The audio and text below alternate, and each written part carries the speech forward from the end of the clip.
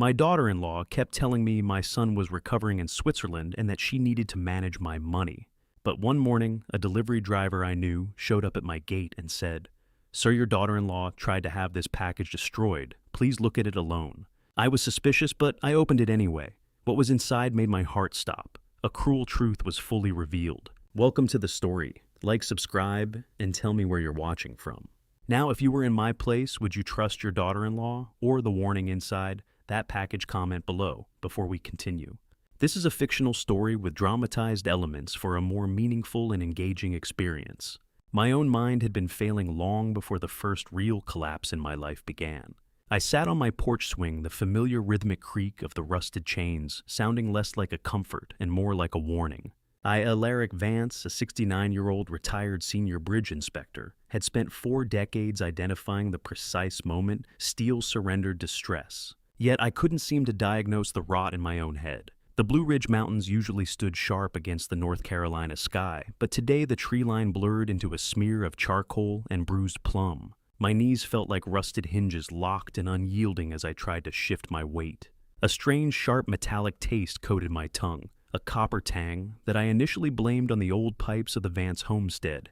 But as the cognitive fog rolled in, I realized the flavor was internal. It was the distinct electric zing of adrenaline fighting something heavy in my bloodstream, a sedative I had no memory of taking. My hands trembled against the weathered wood of the armrest, and for a moment I feared the very foundations of my reality were being dismantled by an invisible crew. A bridge doesn't collapse all at once. It screams in the language of rivets and rust for years before the river takes it. I was hearing the screams now, deep in my marrow, but I was too paralyzed to find the structural failure. The air smelled of pine and rain-slicked wood, yet it felt thick like I was breathing through a wet wool blanket.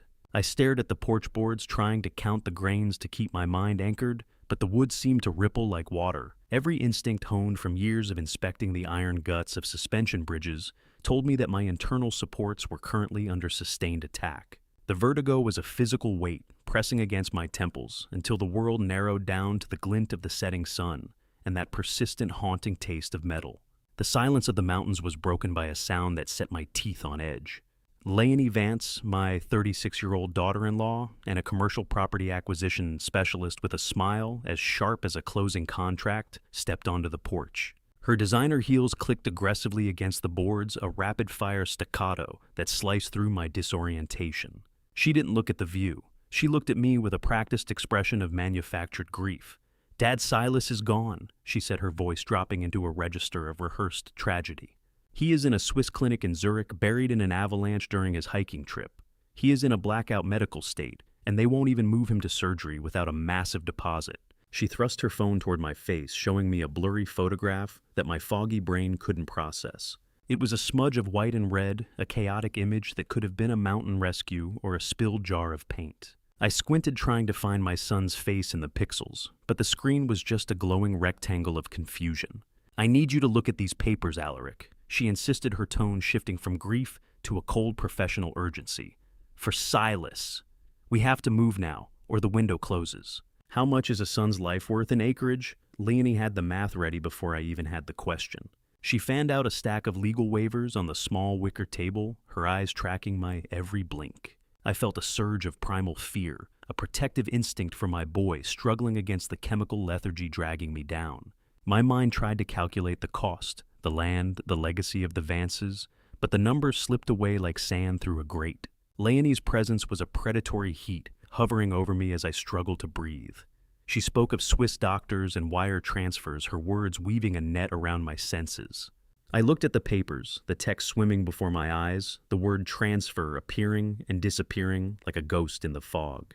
Every time I tried to ask a question, she intercepted it with a new detail of Silas's supposed suffering, her voice a relentless tide. I felt the weight of the pen she was trying to press into my hand, the plastic cold and alien against my skin. My heart hammered a frantic rhythm against my ribs, a desperate warning that I was being led into a collapse I couldn't see. The land was just dirt to her, but to me, it was the only thing holding the sky up. Yet if Silas was dying, what did the dirt matter? The conflict tore at the fraying edges of my consciousness, leaving me raw and exposed. Through the haze, another figure materialized. Kezia Platt, the 58-year-old long-term housekeeper, who had worked for the Vances for decades, emerged from the shadows of the house. She carried a tray with a fresh pot of tea, her movements as quiet as a shadow under a bridge.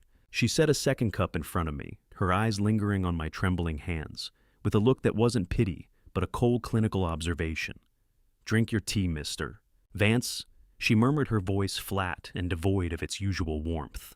"It will help the nerves." The cup felt unnaturally heavy as I lifted it, the ceramic radiating a heat that seemed to scald my palms. Leonie placed a document on the table, a medical bill for $200,000, the paper looking stark and official. The tea was cold. My blood was colder. I looked up and caught a glimpse of the window behind Leonie. In the reflection of the glass, I saw Kezia standing perfectly still. She wasn't watching me with concern. She was looking at a stopwatch in her hand, her thumb hovering over the button. A thin, sharp smile touched her lips, a look of satisfied timing that had nothing to do with brewing tea. Leonie's voice became a distant hum as the realization hit me with the force of a falling girder. This wasn't a family crisis. It was a demolition. Kezia wasn't just my housekeeper. She was the timekeeper for my execution. I didn't reach for the tea. I reached for the paper, my fingers tracing the cooling trail of a lie that had been printed less than an hour ago. The porch swing was still swaying from Leonie's departure, and the reflection of Kezia's clinical smile lingered in my mind like a stain. I forced myself upright, ignoring the weakness in my limbs, as a sharper clarity began to take hold. The fog was lifting, not completely, but enough for me to start seeing the pattern beneath it. I carried the Swiss medical report into my study, the air in the hallway smelling of dust and the faint sweet scent of the floor wax Kezia used to mask the rot she was sowing. I laid the document on my oak desk, right next to the brass-handled magnifying glass I had used for decades to find hairline fractures in structural steel. Steel doesn't lie, and neither does thermal ink. As I hovered the glass over the header, the truth leaped out in jagged, pixelated edges. Zurich doesn't use 8, 5 by 11-inch North American standard paper. They use A4. My eyes, though clouded by whatever chemical soup they were feeding me, caught the telltale sign of a hurried forgery. In the bottom right corner, partially obscured by a smudge of toner that smelled faintly of ozone, was a tiny microscopic watermark. It wasn't the seal of a Swiss clinic. It was a local store code for a Kinko's down in the valley, accompanied by a timestamp from 8:42 a.m. this very morning. The realization was a physical blow to my chest. Silas wasn't in an avalanche in the Alps. He was likely just a pawn in a game Leonie was playing with my inheritance. Lies have a scent. This one smelled like toner and desperation. I sat back, the leather of my chair creaking under my weight. My mind started to work the way it used to, scanning the blueprints of this betrayal for more points of failure. I flipped the page, my hand trembling less now, as the fury began to burn off the fog. That was when I saw the footer of the second page. It hadn't even been fully scrubbed. It was a recycled template from the Blue Ridge Hospice Center, a form usually reserved for end-of-life palliative care. They weren't just trying to steal the land. They were already drafting the paperwork for my funeral. The analytical coldness I had relied on during my years as an inspector took over, shielding me from the sheer magnitude of the betrayal. I wasn't just a father being fleeced. I was a structure being prepared for a controlled demolition. The floorboards in the hallway groaned a specific light footfall I knew belonged to Kezia. I moved with a sudden fluid speed I didn't know I still possessed, sliding the report under a stack of old bridge blueprints just as the door handle turned. I retreated to the shadows of the corner, watching through the narrow crack of the door. Kezia entered the kitchen, believing she was alone. She didn't look like a grandmotherly housekeeper anymore. She looked like a technician. She pulled a small amber vial from a hidden pocket in the lining of her apron. With a steady hand, she measured exactly 3 drops into a fresh cup of herbal tea. She stirred it with a silver spoon, the clink of metal against ceramic, sounding like a death knell in the quiet house. She moved like she was pouring concrete, steady, irreversible. How many years of loyalty can be dissolved in 3 drops of clear liquid? I watched her face, searching for a flicker of guilt or hesitation, but there was only a mask of practiced neutrality. She was checking her watch again, ensuring the dosage was timed to the schedule Leonie had set. I retreated to the porch, collapsing back into the swing and letting my head loll to the side. I closed my eyes, feigning the stupor they expected of me. I heard her footsteps on the porch boards, the familiar rustle of her uniform. "It's a beautiful day for a nap, isn't it, mister?" "Vance?" she asked, her voice a soothing poison. I let out a soft, confused mumble, reaching out with a hand that I allowed to shake violently. I took the cup, the bitter herbal steam rising from the tea and stinging my nostrils. I waited until I heard the screen door hiss shut and the click of her retreating heels. I didn't hesitate. I leaned over the side of the swing and poured the steaming liquid into the large potted fern sitting in the corner. The soil hissed as it drank the brew. I watched as the vibrant green leaves began to curl and wilt, almost instantly the plant dying for my sins. But as the tea vanished into the dirt, I felt the last of the morning's dose begin to lose its grip. My mind was a bridge with a severed suspension cable, but the secondary supports were finally holding. I sat there for an hour watching the mountain tree line sharpen as the chemicals washed out of my system. The absolute certainty of my situation settled over me like a shroud. I wasn't crazy, and I wasn't dying, at least not yet. I stood up, my balance returning, and walked back into the kitchen. I began to search not for more lies, but for the truth they had hidden. I knelt by the heavy oak kitchen table, running my fingers along the legs. One of them felt different. I twisted the base of the rear left leg, and it gave way, revealing a hollowed-out chamber. Inside, tucked away like a shameful secret, were my actual morning vitamins swapped out for the sedatives that had been turning my brain to mush. They had been gaslighting me with my own medicine cabinet. I clutched the real pills in my palm, the plastic casing biting into my skin. The poison was meant to make me forget, but all it did was make me remember exactly where I hid my backup set of keys. I stood before the bathroom mirror and practiced the death of my own dignity, relaxing my jaw until I looked as hollow and vacant as the shell they wanted me to be. The cold porcelain of the sink bit into my knuckles as I leaned forward, studying the slackness of my eyes. The pills I had recovered from the hollowed table leg sat heavy in my pocket, a secret weight that anchored me to the truth. I had to become the man they were manufacturing, a confused, decaying relic. I adjusted my posture, letting my shoulders slump and one corner of my mouth droop ever so slightly. It was a performance that required every ounce of my analytical focus. If I moved too fast or thought too clearly, the structural integrity of my facade would crumble. I spent several minutes staring at my own reflection until I no longer recognized the sharp inspector who had spent 40 years judging the safety of bridges. I was now just an old man waiting for the end.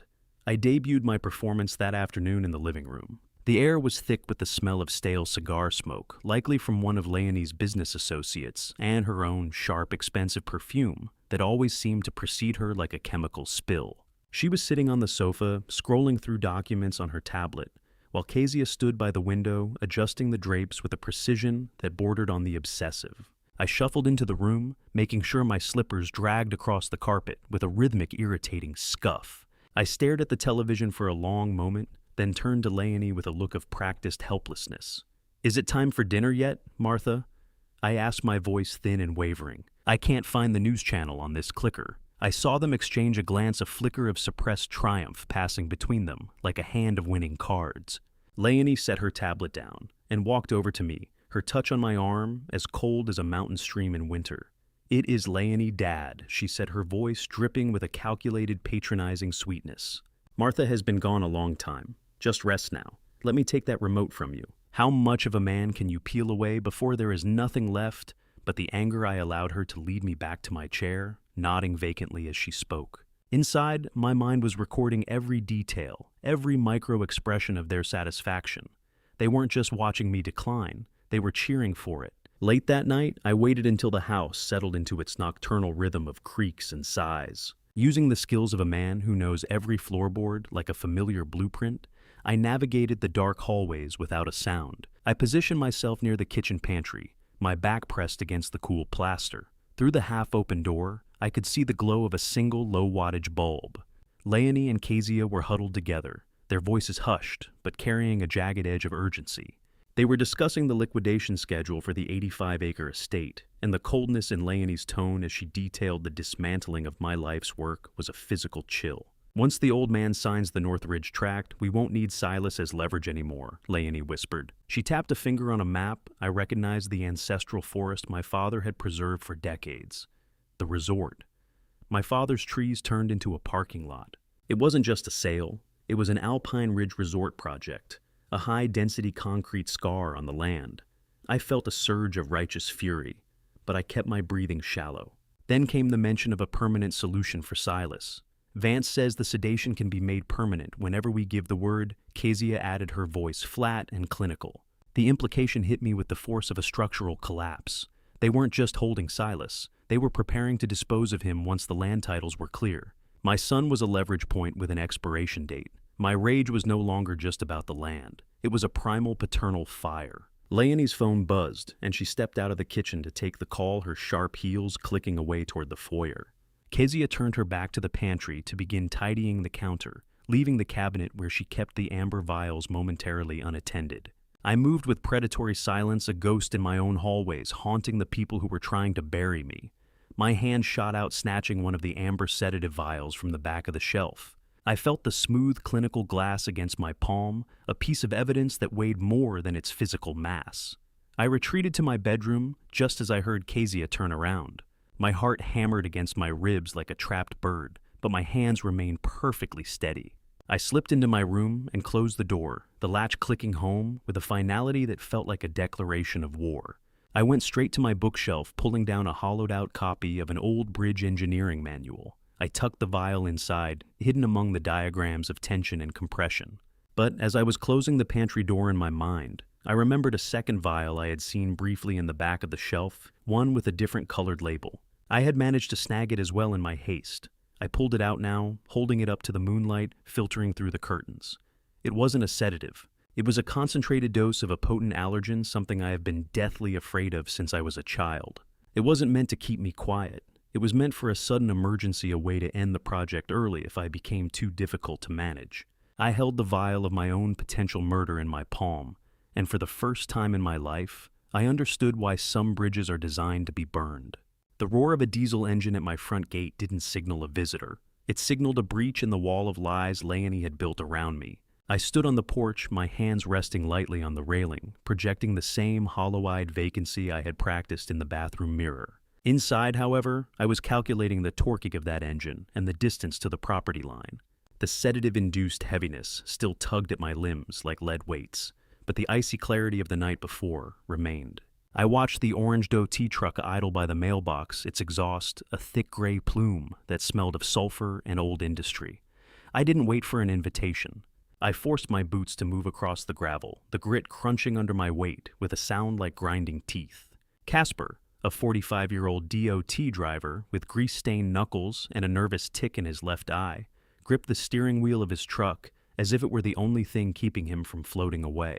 I had trained him years ago in the logistics of bridge maintenance, teaching him that a loose rivet was a silent confession of neglect. Today he looked like a man who had seen a bridge collapse and was waiting for the splash. He didn't turn off the engine.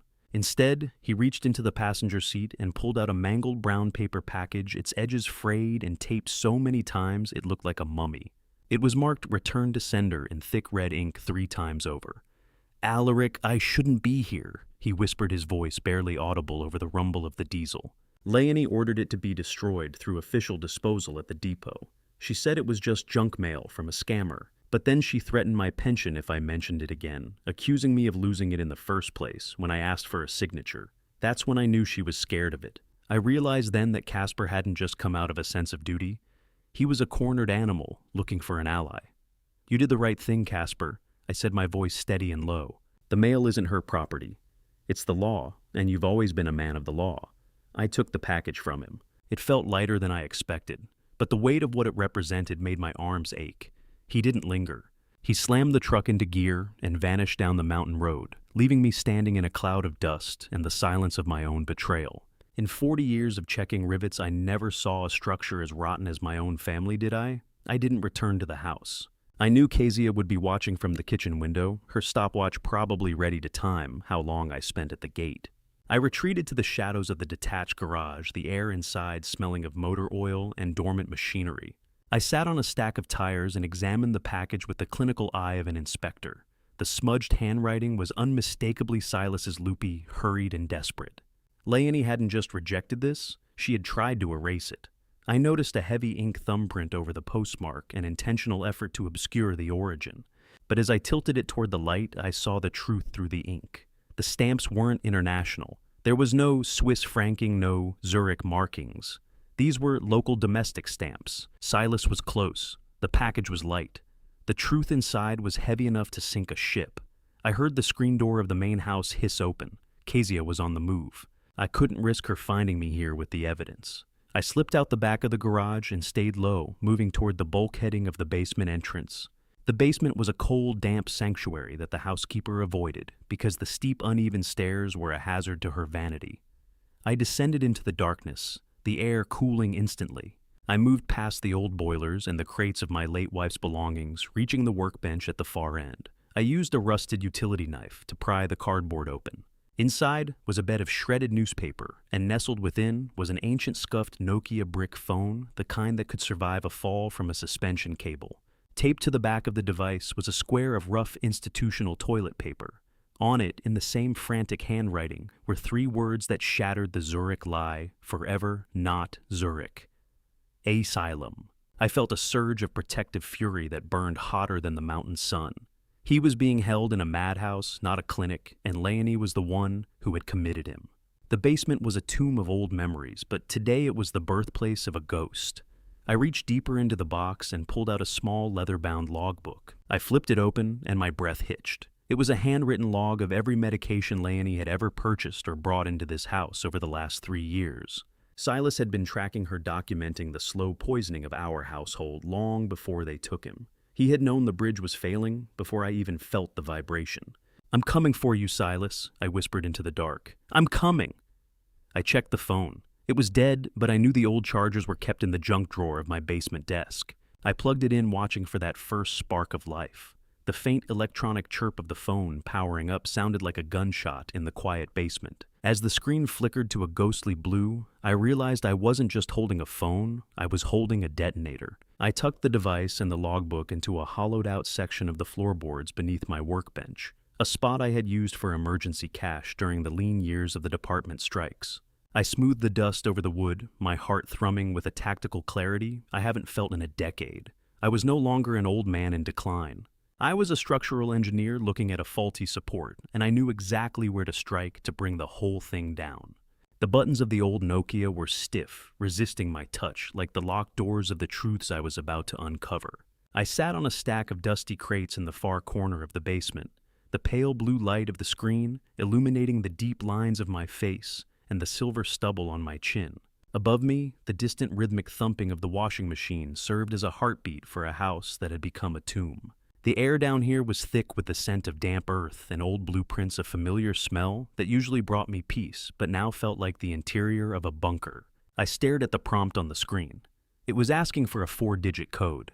My fingers gnarled by years of field work, and currently trembling with a cold metallic taste of fear hovered over the keypad. 1982. I whispered the numbers as I pressed them. It was the year Silas was born, the year I became a father, and swore to protect a structure far more precious than any bridge in the state. The phone emitted a low electronic chirp, and the menu unlocked, revealing a primitive interface that seemed like a relic from a different lifetime. I navigated through the folders until I found a single saved voice memo. It was titled simply, "Dad." My thumb paralyzed over the play button. I have inspected failing bridges for 40 years, identifying the precise moment when tension becomes a catastrophe. But I wasn't sure I was ready for this particular structure to collapse. I took a steadying breath, the damp air cooling my lungs, and pressed play. The recording began with a harsh layer of static and a low, persistent hiss. Underneath the white noise, I heard heavy, ragged breathing and the distant rhythmic metallic clanging of a heavy security door. Then a voice emerged. It was a dry, unrecognizable rasp, a ghost of the vibrant sun I remembered. "Dad, if you get this, I'm at the sanctuary," the voice said, cracking on the last syllable. "Not Zurich, not Switzerland. She has the doctor, Dad, Emmerich Faulkner. They are killing me slowly." I closed my eyes, leaning my head against the cold stone wall. The devastation was a physical weight, crushing the breath from my chest. Silas sounded hollowed out, as if the very essence of his being was being drained away by a pharmaceutical vampire. Silence in my son's voice wasn't calm, it was emptiness, the kind that only comes when something inside has been stripped away piece by piece.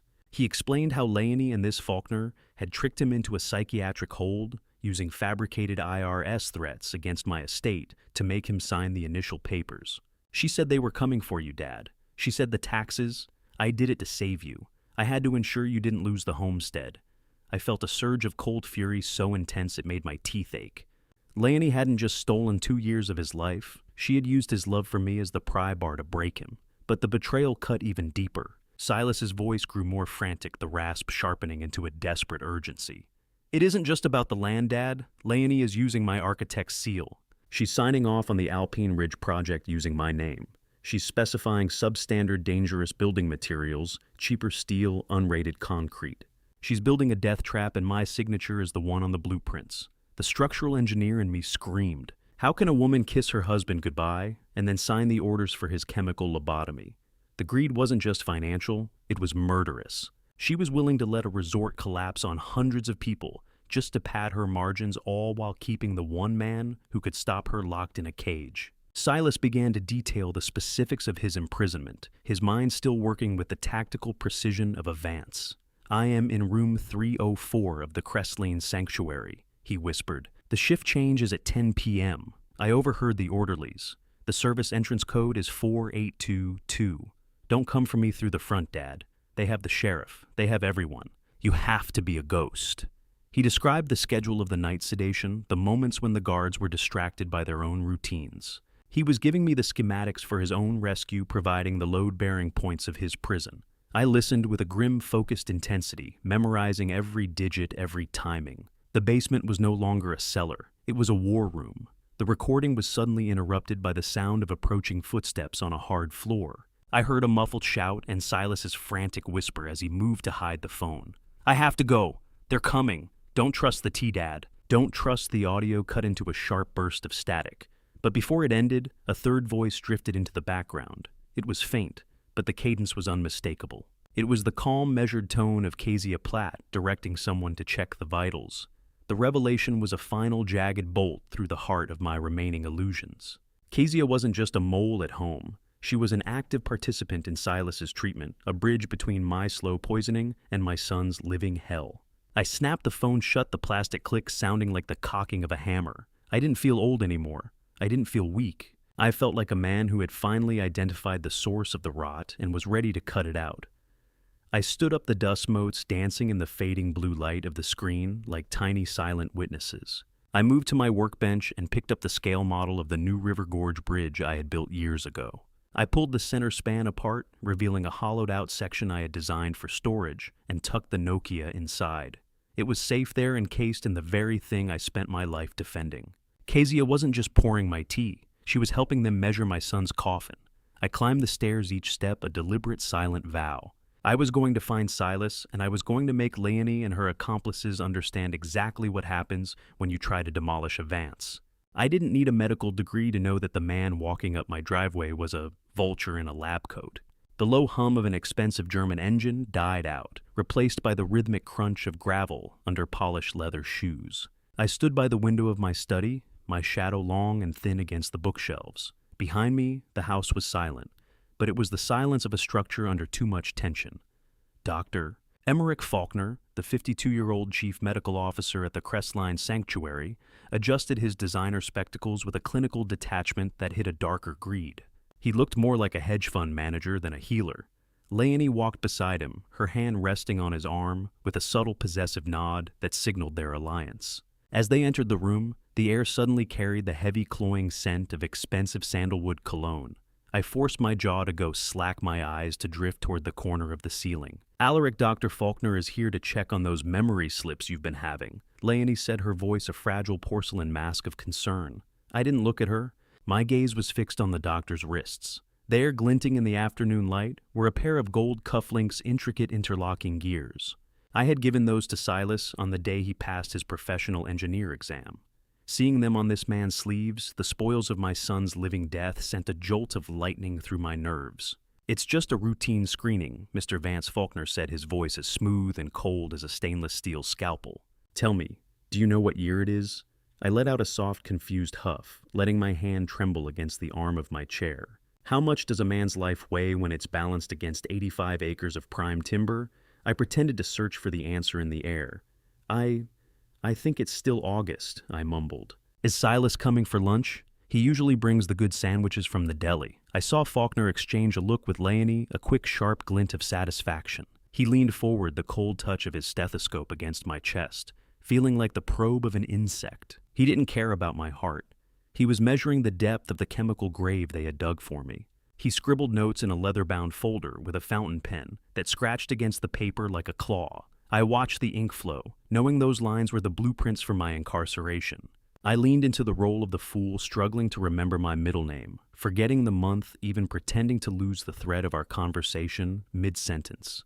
The air in the room felt thin, pressurized by the massive weight of the lies being documented in real time.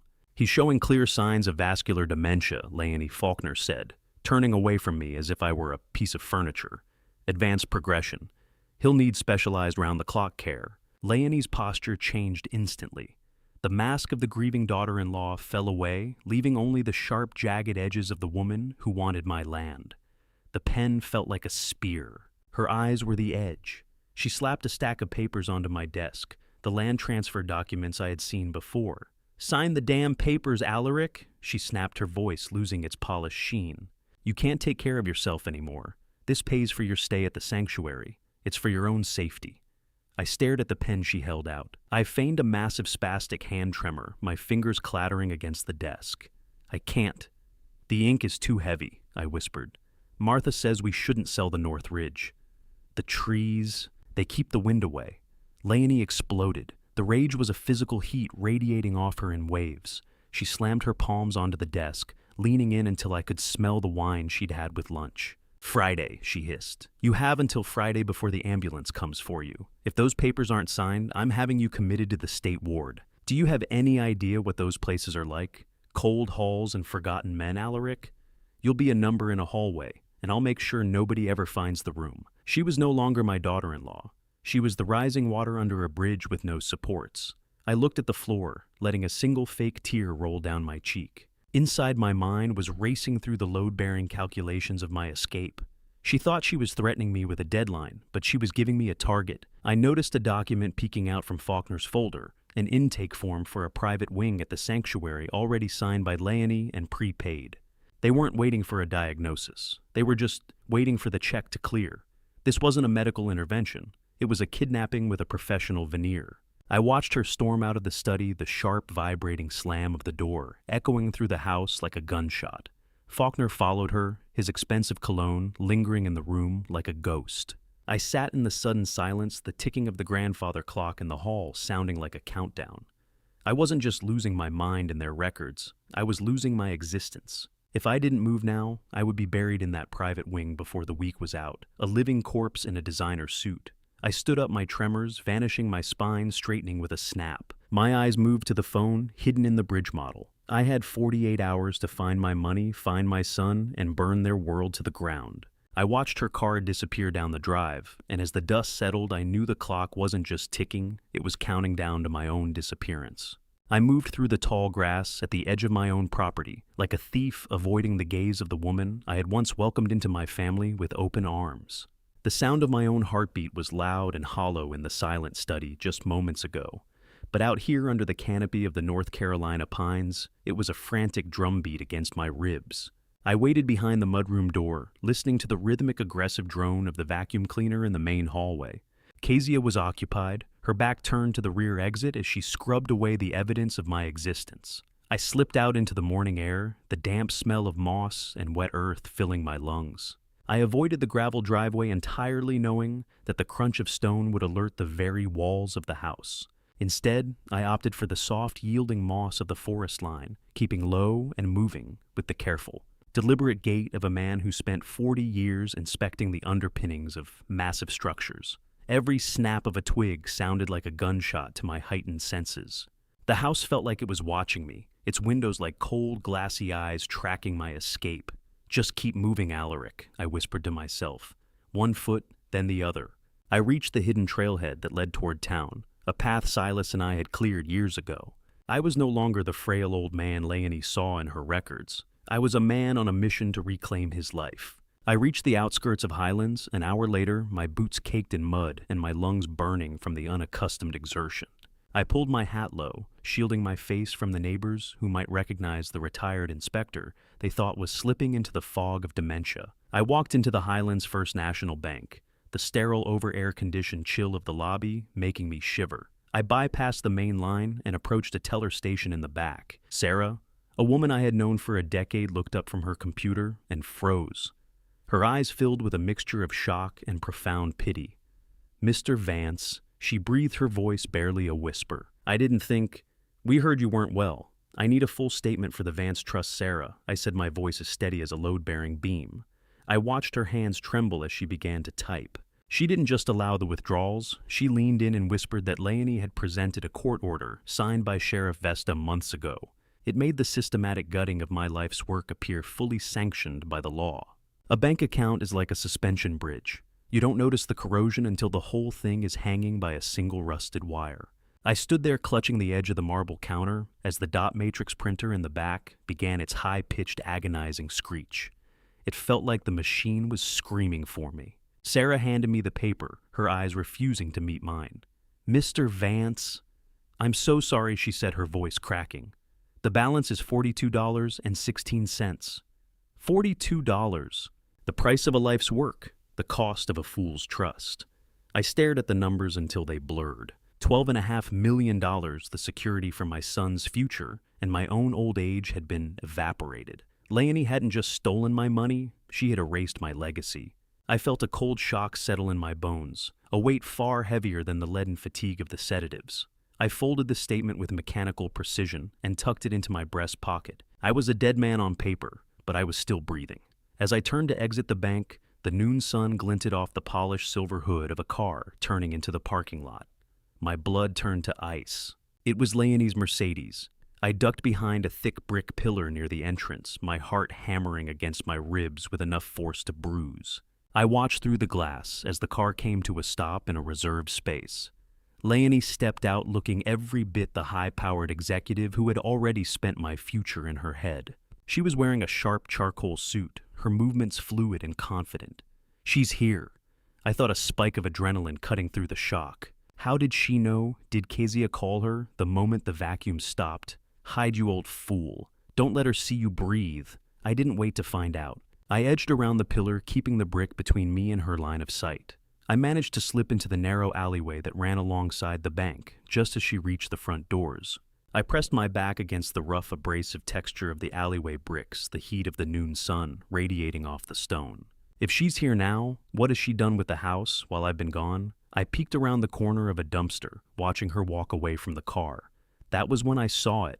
Tucked discreetly onto the underside of her rear bumper was a small black plastic box with a blinking green LED, a GPS tracker. My analytical brain kicked into gear, processing the technical implications. Someone else was watching Leonie. Someone was tracking her every move with the same clinical precision I used to track a crack in a girder. Was it a friend, or an even more dangerous enemy I didn't stay to contemplate? I moved deeper into the shadows of the alley, navigating the discarded crates and the smell of stale grease. I was vulnerable, technically ruined and hunted, but for the first time in weeks I was armed with the truth. I pressed my back against the cold brick of the alleyway, clutching the bank statement like a weapon, and wondered if the person tracking Leonie was the key to my survival or the final rivet in my coffin. I wasn't just looking for an old friend in that park. I was looking for a ghost of the man I used to be before I became a target in my own home. The walk to Highlands Memorial Park felt longer than the miles indicated my body still fighting, the residual sluggishness of the sedatives I had finally stopped ingesting. I kept to the shadows of the oaks, my eyes scanning the perimeter, with the same clinical precision I once used to identify stress fractures in suspension cables. The cooing of pigeons echoed through the autumn air, a soft, mocking sound that underscored my own vulnerability. I found Merritt Rawlings, a 64-year-old private security guard and former Marine, sitting on a weathered bench near the duck pond. He sat in the shadows of his delivery van, checking the load on his tactical gear with the hands of a man who had seen too many bridges burn. Even from a distance, I could see the rigid set of his shoulders, a man whose internal compass was always pointed toward a potential threat. As I approached, I deliberately maintained the senile shuffle Leonie expected of me, my head tilted and my gaze wandering. I didn't get within 10 feet before Merritt looked up, his eyes narrowing. "You're walking like your hips are made of glass." "Alaric," he said, his voice a gravelly rumble that hadn't changed in 20 years. "But your eyes? They're still checking for structural cracks." I dropped the act immediately, my spine straightening with a snap that felt like a liberation. "Merritt, they've taken my son," I said, sitting beside him. "They've taken my name. I need the kind of help that doesn't wear a badge." I laid out the evidence, the amber vials, the hollowed-out table leg, the empty bank account. and the tracker I had seen on Leonie's Mercedes. Merritt didn't blink, but his jaw tightened. He reached into his pocket and pulled out a ruggedized tablet, sliding it toward me. I was the one who placed that GPS tracker on Leonie's car 3 weeks ago, Alaric. Silas missed our monthly veterans breakfast. He doesn't miss those. Not ever. When I went to the house, Kezia told me he was in Switzerland. I knew she was lying before she finished the sentence. Trust is a weld. If it's done wrong, the whole bridge falls. Merritt's weld was still solid after 20 years. He didn't ask for proof. He knew the man who had mentored him for 2 decades wouldn't show up in a park playing games. We sat in silence for a moment as the first heavy drops of an autumn storm began to pelt the pavement. The smell of wet asphalt and rain-slicked earth rose around us, a cold reminder that time was a luxury I no longer possessed. Merritt stood up, gesturing toward his van. If we're going to pull this thread, we do it now. He drove me to the industrial district, the windshield wipers slapping a frantic rhythm against the glass. We pulled into the narrow, shadowed alley behind the Vance Acquisition corporate office. Merritt handed me a pair of heavy-duty nitrile gloves and a small, high-intensity headlamp. "We're gonna do a trash audit," he whispered. "People think the shredder is a grave. For me, it's just a puzzle with 1,000 pieces." We moved to the executive recycling bins, the smell of wet cardboard and rotting coffee grounds thick in the damp air. I began to sift through the bags, my fingers searching for the tactile difference of high-grade stationery or thermal labels. It was grueling, repetitive work, the cold rain seeping through my safety vest and chilling me to the bone. How much does a man's pride cost? In that alley, mine was worth exactly 1 aluminum can and a mouthful of lies. After an hour of digging, my fingers brushed against a sticky residue. I pulled out a crumpled, discarded shipping label for a restricted delivery from a local courier. Tucked inside, the same bag was a yellow handwritten post-it note, the ink slightly bled from the humidity, but still legible. It was a map to the corruption. "Look at this," I muttered, showing it to Merritt under the dim beam of the lamp. "Vance, consulting fee, $50,000. She's buying a doctor's signature." The note detailed the timeline for the final stages of the land grab, confirming the collusion between Leonie and the medical staff at the sanctuary.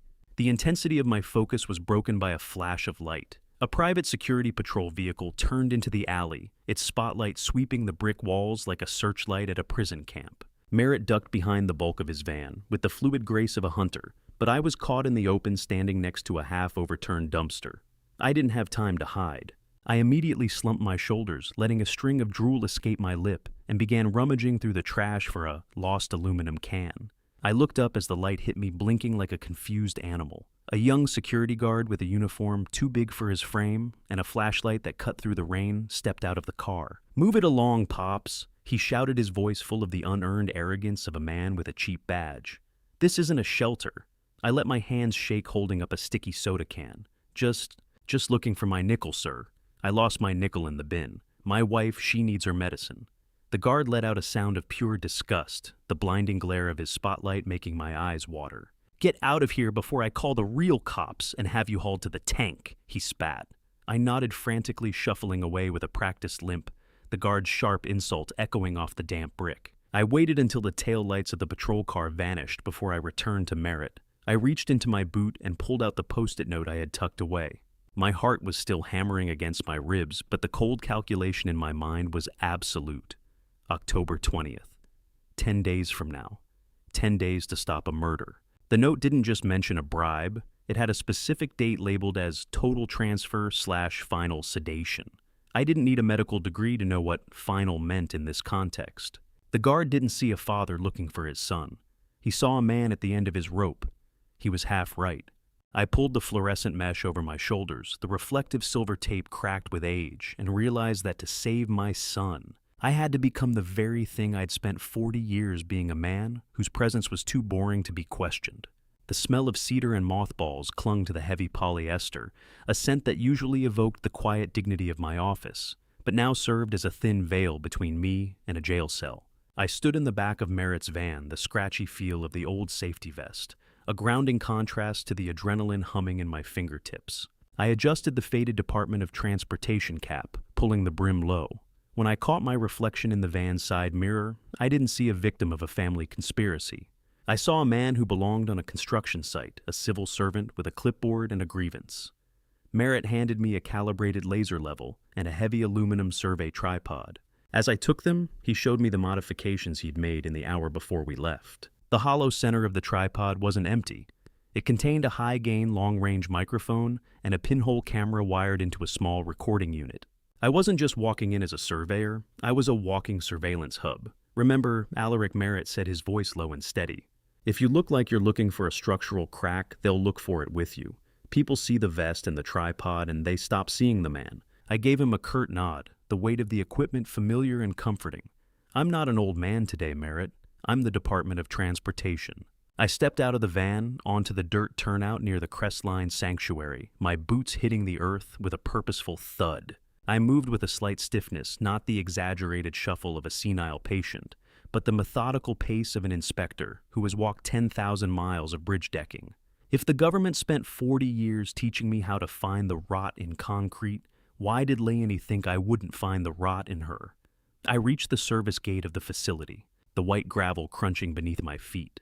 A broad-shouldered sanctuary guard with a buzz cut and an aviator headset stood between me and the truth, his hand resting on a heavy-duty holster. He stepped out of the glass booth. His eyes narrowed as they swept over my worn vest and the tripod. I didn't wait for him to find a reason to stop me. I immediately began staring at the retaining wall beside the gate, shaking my head, and making a sharp clicking sound of disapproval with my tongue. I adjusted the tripod with a metallic click as the legs extended, setting the level with aggressive precision. "You want the north wall to slide into the ravine," I snapped, looking at the guard for the first time. "Because that's where the data is pointing." The guard blinked, taken aback by the sudden offensive.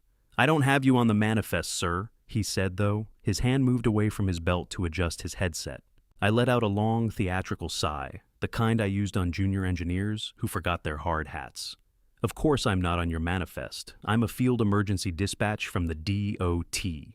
We've got seismic anomalies showing up in the sensors half a mile down the ridge, and the primary suspect is the delivery bay foundation here. It's compromising the structural integrity of the main road." I shoved an expired federal-style inspector's badge in his face, keeping my thumb over the date while pointing at the official-looking seal. Technical jargon is a lockpick for the mind. I used it like a crowbar. I continued to overwhelm him with talk of subsidence, lateral load displacement, and shear stress, all while scribbling frantically on my clipboard. He looked at the tripod then, at my gray hair, and the absolute bored authority in my expression. Lazy bureaucracy is a powerful ally. He assumed an old surveyor wasn't worth the paperwork or the risk of a facility collapse on his watch.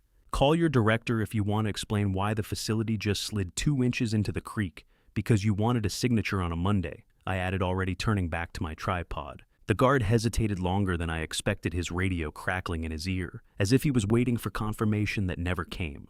He looked from my badge to the tripod, weighing paperwork against potential liability. The silence stretched until I could hear the wind pushing against the fence. Then the buzzer sounded, a harsh, high-pitched grinding noise that vibrated in my chest like a warning. The gate's locking mechanism disengaged with a heavy thud. "Make it quick, old-timer," the guard grumbled, stepping back into his booth. "My boss is a stickler for the rules." I gave him a distracted wave, my heart hammering a rhythm of triumph against my ribs. "The road won't wait for your boss, son." I walked through the gate, my boots hitting the pristine black asphalt of the interior perimeter. The air here was different, colder, sterile, and smelling faintly of bleach and cut grass. It was a manicured lie of a place. The buzzer was the sound of a bridge being crossed, and I had no intention of turning back. As I moved toward the delivery bay, I scanned the parking lot, my eyes landing on a blacked-out SUV sitting in a VIP spot near the main entrance. My breath hitched. Even from 50 yards away, I recognized the customized bull bar and the specific glint of a gold and silver shield on the dashboard. It was Sheriff Vesta's personal cruiser. My analytical mind processed the data. The sheriff wasn't just ignoring Leonie's calls. She was here, likely overseeing the final stages of the asset liquidation, or ensuring Silas didn't make a scene before his final sedation. I wasn't just up against a greedy daughter-in-law and a crooked doctor. I was walking into a fortress protected by the local law. I set my tripod down near the service entrance, pretending to take a measurement, while the pinhole camera captured the layout of the cameras and the guard rotations. I felt a surge of cold, righteous anger. They had turned a medical facility into a black site for their greed. I stepped onto the manicured grass of the clinic, and as the gate clicked shut behind me, I saw the sheriff's badge glinting in the window of the blacked-out SUV. I was a ghost in their machines now, but soon I would be the structural failure they never saw coming. The transition from the wild Blue Ridge air to the sterile, pressurized hum of the sanctuary was like stepping into a tomb designed by an interior decorator. I moved through the service entrance, my boots making no sound on the industrial-grade floor. Above me, the rhythmic sweep of a motorized security camera sounded like a ticking clock, its mechanical eye searching for anything that didn't belong. I pulled my clipboard tighter against my chest, a thin shield against the growing weight of the silence. I navigated the service corridors with a surveyor's eye for detail, pausing at a junction to study the fire escape maps posted near the elevators. My heart was a steady hammer in my chest as I identified the layout of the north wing. I noticed a flickering fluorescent bulb near a camera junction, its dying light creating a strobe effect on the wall. Watching the cameras, I saw they operated on a predictable 8-second sweep. 8 seconds, that was all the window I had. I timed my movements, slipping through the shadows as the camera turned its gaze away, feeling like a ghost in the very machine that was meant to keep me out. I recalled a file I had seen once, a background check Leonie had left in her home office. Kezia wasn't just a mole. She was a former licensed practical nurse whose license was revoked for medication theft years ago. Leonie hadn't found a loyal friend. She had found a criminal she could blackmail into being a professional jailer. A facility like this is built on a foundation of silence, but silence has its own frequency if you know how to listen for the cracks. I followed the hum of the pressurized ventilation system deeper into the heart of the north wing, my senses sharp and scanning for structural flaws in their security. As I approached the laundry staging area, a familiar scent hit me: lavender and industrial starch. It was the exact smell of the Vance homestead pantry, a scent that used to mean safety, but now carried the sharp tang of a crime scene.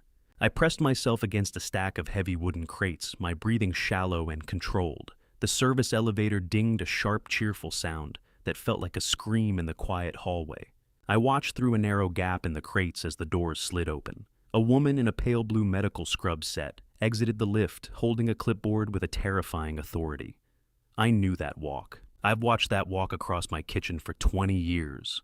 Lavender, the smell of home, now the scent of a crime scene. It was Kezia, but the domestic servant I had known was gone, replaced by a woman who looked like she belonged in a high-security ward. She moved with a clinical efficiency that made my blood run cold. She wasn't carrying tea. She was carrying the weight of a medical sentence. I watched her stop a young bored junior orderly named Mark with a name tag that hung crookedly from his cheap uniform, who stood nodding like a bobblehead at Kezia's commands. Level the sedation. Mark, she said, her voice the same calm, measured tone she used when asking if I wanted honey in my drink. Dr. Faulkner wants patient 304, compliant for the noon visitor. Yes, Nurse Platt, the boy replied, scurrying off toward the medicine cabinet. The revelation was a physical blow. Kezia turned the corner, her face fully visible in the harsh light. There was no warmth there, only the cold precision of a woman who had traded her soul for a paycheck. I lunged into a narrow linen alcove, my shoulder hitting the wall with a dull thud. I reached out and pulled a heavy cart of soiled sheets in front of me, the cold, rubbery texture of the vinyl bag slick against my fingers. I held my breath, the metallic taste of my own terror filling my mouth, as her footsteps stopped just inches from my hiding spot. I could hear the rhythmic squeak of her nurse's shoes on the linoleum, a sound that seemed to synchronize with the pounding of my blood. How many lives had Kezia snuffed out with that same calm, measured voice? She stood there for what felt like an eternity, likely checking a chart or adjusting her stethoscope. The air in the alcove was stale and hot-smelling of bleach and the sweat of forgotten patients. I stayed perfectly still, a rivet in a bridge that refused to snap under the pressure. Finally, the squeaking began again, fading as she moved toward the main nurse's station. I let out a breath I didn't know I was holding, my hands shaking as I looked out from behind the cart. The noon visitor mentioned by Kezia wasn't Leonie, it was the shark lawyer. I knew that term from the Vance Trust documents. It was the nickname Silas used for the estate liquidator who specialized in forced sales. The final asset signing was happening today, much sooner than Friday. My deadline hadn't just moved, it had vanished. I was standing in the shadows of a facility that was prepped to erase my son's legacy in the next hour. Kezia wasn't just pouring my tea anymore. She was the gatekeeper to my son's final hour. The sound of her footsteps faded, leaving a silence that screamed for action. I looked at the corridor leading to the patient rooms. Room 304 was somewhere in that maze of white walls and locked doors. I stepped out of the alcove, my old DOT cap pulled low, and began to move. Every second I wasted was a second Silas didn't have. I didn't have a map and I didn't have a key, but I had 40 years of experience finding the way into structures that were meant to remain closed. I was a Vance, and if this bridge was going to fall, I was going to be the one to choose how it landed. I emerged from the linen alcove with the predatory focus of an inspector who had finally found the crack that would bring the entire bridge down. The sound of Kezia's footsteps faded into the rhythmic hum of the pressurized ventilation system, leaving a silence that screamed for action. I didn't waste a heartbeat. I moved down the north wing corridor, my eyes locked on the room numbers, until I saw the heavy steel slab labeled 304. It wasn't a hospital door. It was a vault. Arrogance is their biggest structural flaw, and they had relied so heavily on the electronic keycard system that they'd neglected the emergency manual override. I reached into my pocket and pulled out a thin-tempered metal shim I'd swiped from my workbench. Using my mechanical intuition, I slid the tool into the gap above the handle, feeling for the secondary tumbler. After several tense seconds of feeling for the internal mechanism, I finally caught the secondary tumbler. With a sharp practice flick of my wrist, it clicked. I slipped inside with the silence of a shadow, pulling the door shut behind me. The room was dim, illuminated only by the sickly green glow of a heart monitor and the flickering of a dying fluorescent bulb in the ceiling. The air was a stagnant soup of industrial-strength sedatives, sour sweat, and neglected humanity. It was a stark, rotting contrast to the polished marble of the lobby. I saw the bed in the center of the room, and my breath hitched. Silas lay there, but he was a ghost of the man I knew. He was strapped down with thick leather restraints, the hide dark and worn from his futile struggles. I moved to the bedside, my hands trembling as I saw the IV line snaked into his arm. My analytical mind took over before the grief could drown me. I followed the tube back to the pump and felt a jolt of pure ice in my marrow. The IV wasn't just delivering a baseline sedative. It was rigged to a secondary remote-controlled servo pump. Emmerich could trigger a massive lethal cardiac event from his office with a single keystroke. They hadn't just imprisoned my son, they had wired him like a demolition charge. Before I reveal the detail that changes everything about Silas's condition, are you still with me? Comment A, if you think I should unhook the IV now, or B, if I should wait and record the evidence first and give me one short reason for your choice. Please note, the following part includes some fictionalized details added to deepen the emotional impact. If you prefer strictly factual retellings, you can stop here. I reached out and gripped Silas's shoulder, shaking him gently at first, then with a desperate urgency. Silas, it's Dad. Open your eyes, son. I whispered, my voice cracking under the strain of 1,000 unsaid apologies. For a long, terrifying minute, there was no response, only the shallow, ragged whistle of his breathing. Then his eyelids fluttered. He groaned a low animal sound of pain before his eyes finally found mine. They were bloodshot and unfocused, dancing with the chemical fog of a dozen different neuroleptics. Dad, he rasped the word, barely a ghost of a sound. But she said the IRS took you. She said the stress was too much. She said you died in the county ward months ago. The cruelty of the lie was a physical blow to my chest. Leonie hadn't just taken his freedom. She had tried to erase the only reason he had to keep fighting. I leaned closer, my forehead nearly touching his. I'm right here, Silas. I never left. We're gonna get you out of this hole. I pulled the Nokia phone from my vest, my fingers moving with a cold, tactical precision. I hit the recording button and aimed the lens at the IV bag, ensuring the label was clear. Neuroleptics, high-dose sedatives. I panned the camera down to the leather cuffs biting into his emaciated wrists. The skin there rubbed raw and weeping. I narrated the findings in a flat clinical monotone, the same voice I used to document the failure of the Silver Bridge.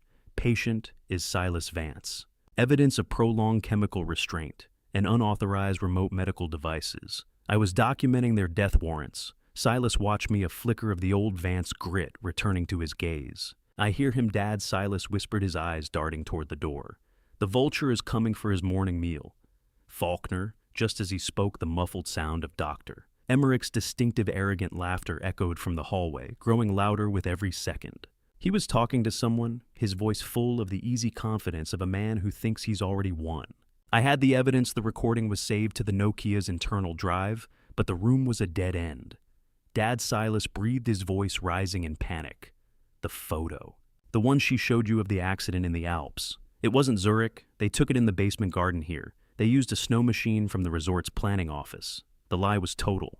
Every piece of data Leonie had fed me was a manufactured structural failure. The door handle turned, the heavy lock clicking back, with a sound like a guillotine blade being released. I had exactly 3 seconds to vanish or become patient 305. I looked at the small square opening of the laundry chute in the corner of the room, the only exit that didn't lead into Emmerich's arms. The heavy metallic thud of a distant security door closing signaled the doctor was just outside. I gave Silas's hand one last squeeze, a silent promise of fire and blood, and lunged for the chute. The metal lip of the laundry chute was cold against my palms, a vertical escape tunnel that offered a choice between a broken neck and a life in chains. I didn't hesitate. As the door handle to room 304 turned with a heavy final click, I threw myself forward head first into the galvanized darkness. The transition from the sterile room to the raw metallic interior of the chute was instantaneous. I hurtled downward, the screech of metal on metal echoing in my ears like a dying suspension cable. My old DOT safety vest snagged on a stray rivet, the fabric tearing with a sharp rip that vibrated against my spine, but gravity was a relentless inspector, pulling me deeper into the gut of the facility. As I plummeted through the dark, my hand brushed against a heavy rectangular object, sitting on an internal ledge, a discarded patient logbook that someone had carelessly left in the bin path. My fingers clamped onto it by pure instinct. Falling through that chute was like the structural failure of a suspension cable, terrifying, messy, and irreversible. I slammed into the basement level with a jarring impact that felt like a bridge collapse in my own ribcage. Fortunately, I landed on a mountain of soiled linens that smelled of industrial detergent and stale sweat, a soft landing that saved my 69-year-old frame from total destruction. I scrambled out of the bin, my heart hammering against my lungs, just as a voice crackled over a nearby intercom. "Check the chute!" Something heavy just went down. "Not today, you vultures. Not today." I rolled onto the concrete floor, clutching the Nokia and the stolen logbook to my chest like holy relics. I moved through the basement, navigating a labyrinth of steam pipes and electrical conduits that hissed and hummed with a life of their own. I found a roll-up garage door near the back, the kind used for hazardous waste removal. The metal was rusted and heavy, but I heaved it upward just enough to squeeze my body through the iron, scraping against the floor with a sound that seemed to carry for miles. I tumbled out into the cold mud and the lashing rain of the facility's backside. The air here was sharp with the scent of wet pine and ozone. I realized I was now in the dead zone, the unlit forest sector between the high security building and the perimeter fence. The rain was ice. The dogs were fire. Almost immediately, the silence of the woods was shattered by the deep guttural barking of K9 units. They knew I was out. I pushed myself up my knees, screaming in protest, but my heart was louder, a frantic drumbeat of survival. I began to sprint, or at least the closest thing to a sprint my body could manage, through the dense underbrush. I used my knowledge of bridge culverts to navigate a steep drainage ravine, sliding down the muddy banks and clawing my way back up the other side. The wet slap of paws on the mud was getting closer, a rhythmic sound that chilled me more than the rain. I could hear the hot, heavy breath of the pursuing dogs, the sound of the hunt narrowing the world down to the next 10 feet of darkness. How does a sheriff justify using attack dogs on a grandfather? The question burned in my mind as I reached the chain-link perimeter fence. I could see the road through the mesh, a ribbon of wet asphalt that offered the only hope of escape. I braced myself to climb, my fingers digging into the cold wire, when a pair of headlights cut through the trees like twin searchlights. A white delivery van tore down the access road, smashing through the service gate in a brilliant shower of sparks and the scream of twisting metal. The side door slid open with a violent bang. "Jump, Alaric! Get in the damn van!" Merritt's voice was a clarion call. I didn't wait. I lunged toward the moving vehicle, my boots slipping in the blinding spray of mud from the tires. Merritt leaned out his massive hand, grabbing the collar of my torn safety vest and hauling me into the interior with a single powerful heave. I collapsed onto the floor, gasping for air, the smell of gun oil and stale coffee in the van feeling like the most beautiful scent in the world. "I've got the phone, Merritt." I gasped, holding up the Nokia. "I've got the proof, and I've got a logbook that's going to bury them all." Merritt didn't respond. He just slammed the van into gear and hit 80 on the mountain road, the engine roaring in defiance of the storm. I looked out the back window as the facility shrank into the distance. In the strobe-like flashes of the storm's lightning, I saw a blacked-out SUV pull to a stop by the broken gate. A figure stepped out into the rain, Sheriff Vesta. I watched as she personally released a second pair of dogs, her badge glinting with a cold, reflected light as she pointed toward our retreating taillights. She wasn't just ignoring the crime, she was leading the manhunt with a professional bloodlust that turned my stomach. I clutched the Nokia and the stolen logbook to my chest as Merritt hit 80 on the mountain road, knowing that by tomorrow morning I would either be a hero or a headline. The van door had shut with a heavy metallic thud, sealing us in our mobile war room. I looked at the logbook in the dim light of the dashboard. It was a physical record of every permanent sedation performed in the last year, a list of names that Leonie and Faulkner had turned into ghosts. I wasn't just a father looking for his son anymore. I was the sole witness to a mass grave and the only person standing between the sheriff and the total erasure of the truth. I watched the rain wash the clinic's mud from my old safety vest, but no amount of water could rinse away the image burned into my mind. My son's skeletal wrists locked tight inside those leather restraints. The rain slid down in thin, uneven streams dripping from the frayed edges of the vest, but the memory clung to me with a weight far heavier than water. It stayed, sharp, unforgiving, permanent. We had stopped at a roadside diner just outside the Highlands town limits, not because it was safe, but because I needed a moment to take inventory not of the physical damage, but of the structural integrity of everything that was left inside me. The flickering fluorescent light above our booth buzzed with a weak dying hum, the kind that made the air feel unstable, as if the room itself was struggling to hold together. I sat heavily, the cracked vinyl seat sighing under my weight, and pulled the Nokia phone and the stolen logbook close to my chest. I held them there like they were load-bearing supports in a bridge that had already lost too many joints. My hands trembled, not from weakness, not anymore, from anger. Cold, controlled anger, the kind that doesn't explode outward but builds inward, reinforcing itself until it becomes something unbreakable. Merritt stood by the window, his reflection faint in the glass, as he watched the empty parking lot. His posture was still, but his awareness wasn't. His eyes moved constantly, scanning shadows, tracking movement, measuring distance. "We don't stay," he said quietly. I nodded. He didn't need to explain. We both understood the same principle: a static position becomes a target. We left before the waitress returned. By the time I reached the Highland Sheriff Station, the adrenaline from the forest still surged through me, sharp and electric, making every sound louder, every movement more defined. The building stood quiet under the night sky, its light soft and steady, presenting itself as something stable. But I had spent my life evaluating structures, and I knew the difference between appearance and integrity. Inside, the air smelled of stale coffee and floor wax, clean, controlled, artificial. It was the scent of a place designed to reassure, but reassurance is easy to fabricate. Truth is not. Sheriff Vesta York sat behind her desk, leaning back slightly. Her posture relaxed in a way that told me she was already several steps ahead of whatever I was about to say. Her uniform was crisp. Her badge gleamed under the light. Everything about her said control. I didn't wait. I slammed the Nokia onto her desk. The screen lit up instantly, bathing her face in a cold blue glow. "Look at the IV bag," I shouted. "He's being drugged. Room 304. Vesta, they're killing him." She didn't move, didn't lean forward, didn't react. Her eyes shifted from the phone to me, and in that moment, something inside me dropped into place. Because I saw it, the folder, sitting neatly on the edge of her desk. My medical report, the fake one, stamped, signed, prepared, waiting. She had the lie ready. Before I brought her the truth. "Alaric," she said calmly, her voice smooth, almost patient. "You need to go to the motel I arranged." I stared at her. "You're confused," she continued. "This is part of your episode." Episode. That word hit harder than any accusation. It reframed everything. It erased context. It rewrote reality. "This video," she added, gesturing lightly toward the phone, "is a hallucination." And just like that, the structure revealed itself.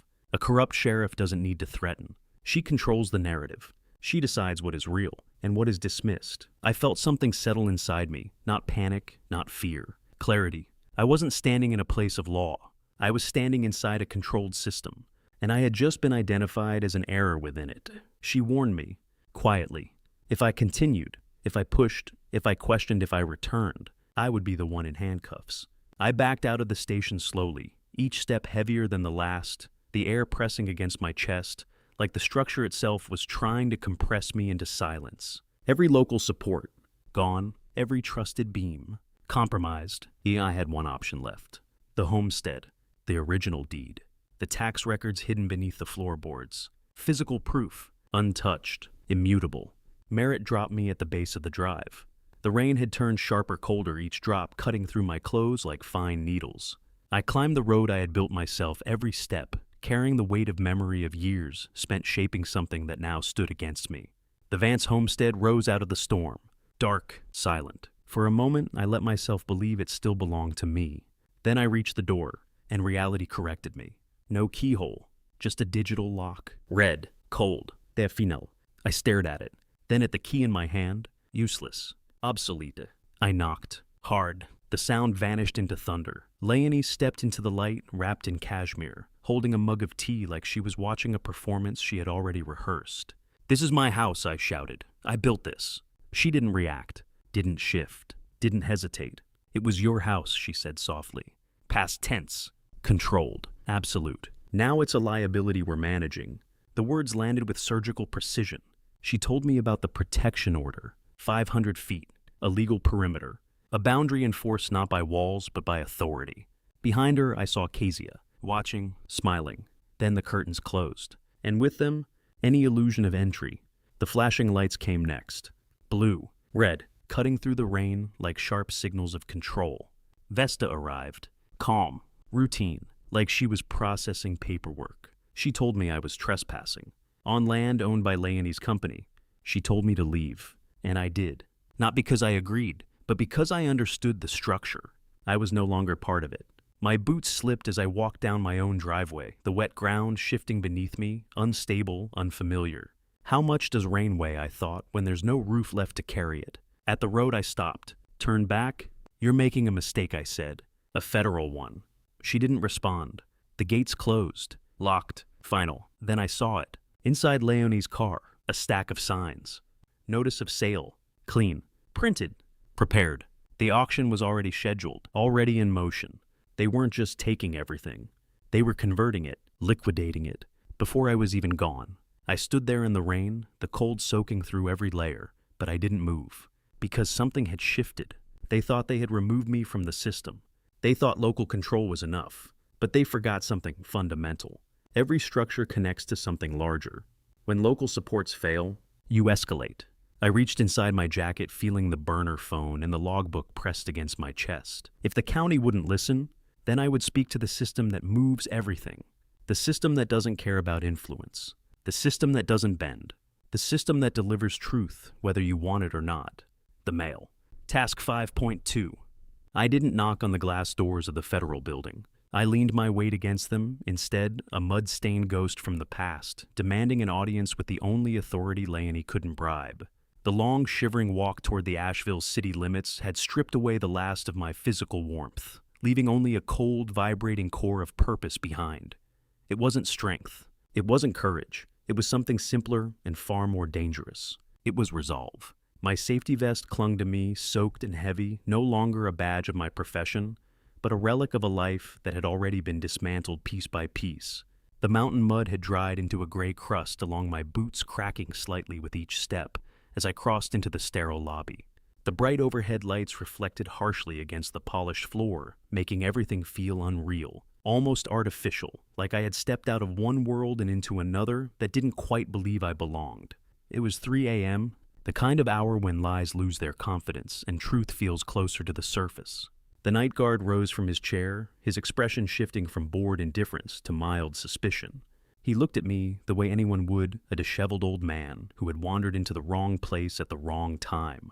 I didn't let him speak. Alden checked my badge number. I said, my voice dry, but steady enough to carry weight. Shield 4922, Section 1341, violation. I need a duty postal inspector immediately.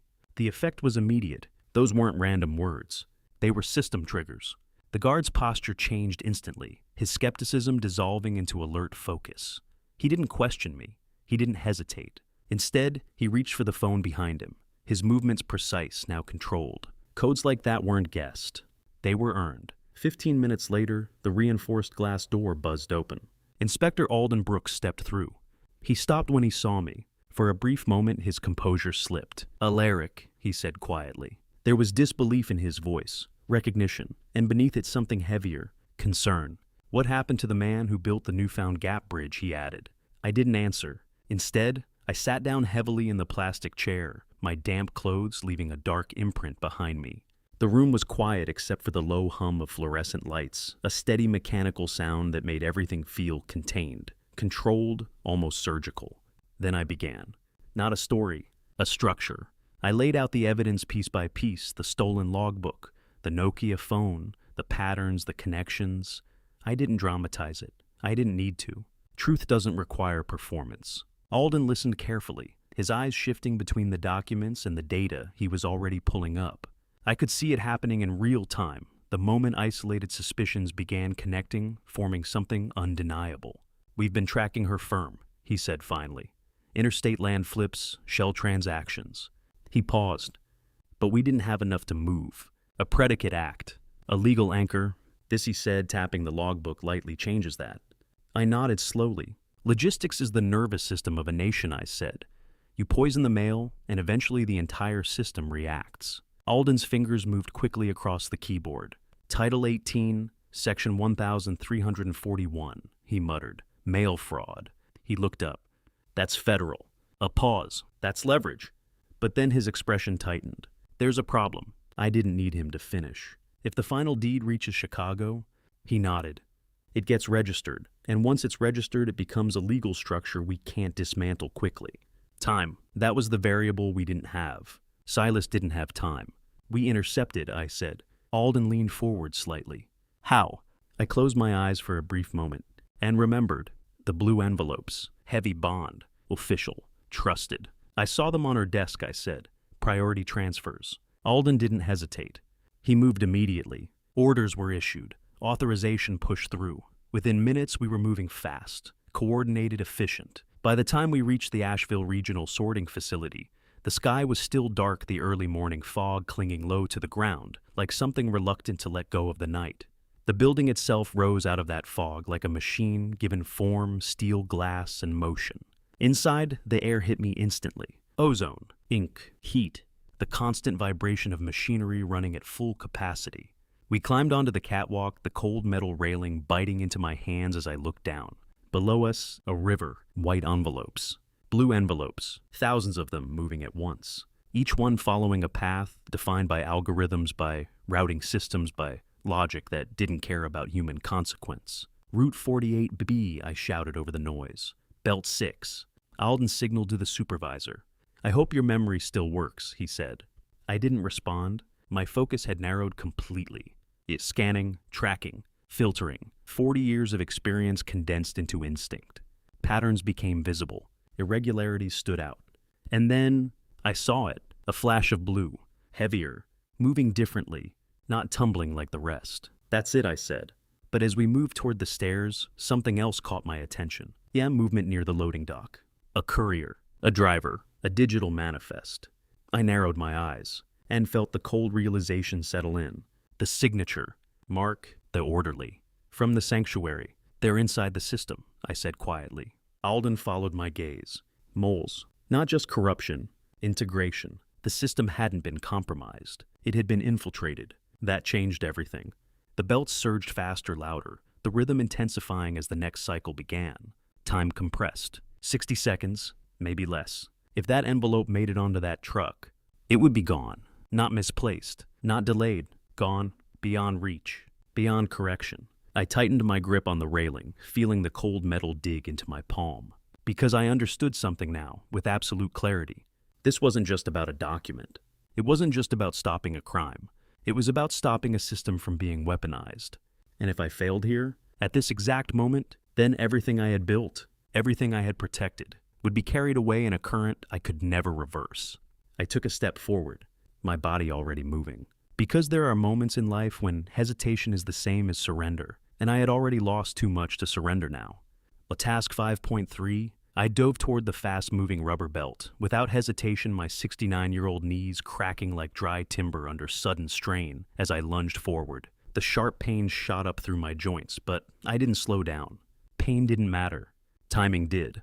The blue envelope flashed past me, riding the conveyor like a projectile locked into a system that didn't care what it carried, only where it needed to go. It was already being pulled toward the long-haul chute, already slipping beyond human reach. 1 second. That was all I had. 1 second before it vanished into a network designed to erase mistakes. And right now, I was the mistake. The sorting floor roared around me louder than anything I had heard in years. The machinery wasn't just running, it was alive. Rubber belts screamed as they dragged against steel rollers. Hydraulic pistons hammered in a relentless rhythm. Robotic arms snapped forward with cold precision, redirecting entire streams of mail without hesitation. It was a system, perfectly indifferent, and I had spent 40 years studying systems just like this. Alden, hold, I shouted over the industrial din. His hand hovered over the emergency stop. One press and everything would freeze, but that would be too slow. Too late. No shutdown, I barked, shaking my head. Watch the cycle. He hesitated, but he trusted me, because I wasn't guessing. I was reading it, the spacing, the flow, the micro delay between each mechanical sweep. Machines don't improvise, they repeat. There, I shouted. Belt 4, next sweep. A robotic arm hissed as it prepared to redirect a cluster of Chicago-bound priority mail. That was the opening. Half a second. I moved. My body reacted before thought instinct, overriding age, fear, and pain. My fingers scraped against the rough rubber surface of the conveyor, friction biting into my skin as I reached. And caught it. The envelope resisted, pulled forward by the machine's momentum. For a brief, dangerous moment, my body tilted forward, dragged toward the belt, as if the system itself was trying to reclaim what I had taken. But I held, planted, pulled back. I've got it, I shouted, my voice raw. I've got the damn thing. The envelope tore free just inches before disappearing into the chute.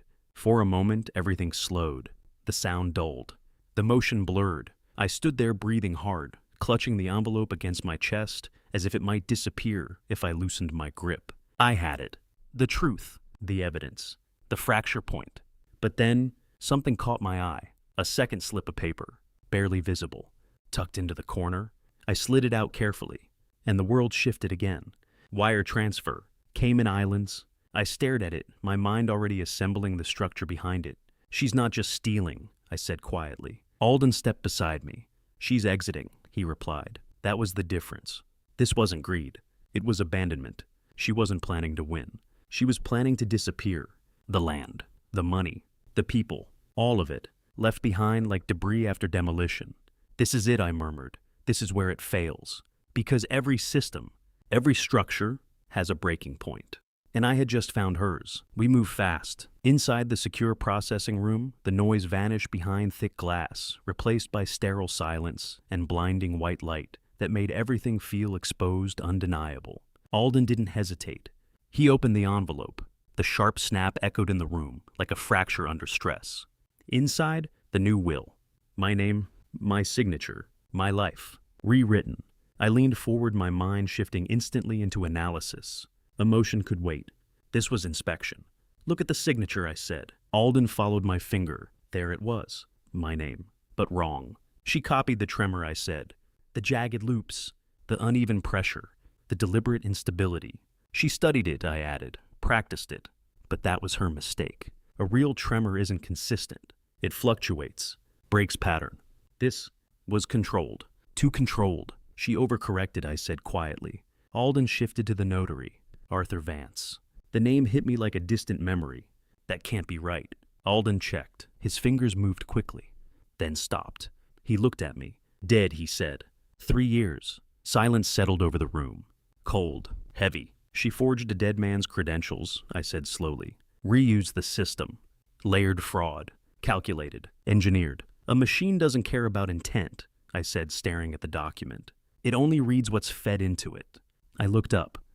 But today, I tapped the envelope lightly. I decide what gets processed. The ink was still fresh, still alive, still carrying her intent like a pulse. I leaned back in the chair, letting the weight of it settle fully.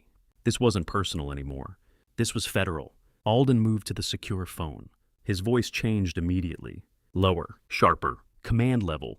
He made the calls. Federal judges. Multi-state coordination. Bypassing local authority entirely.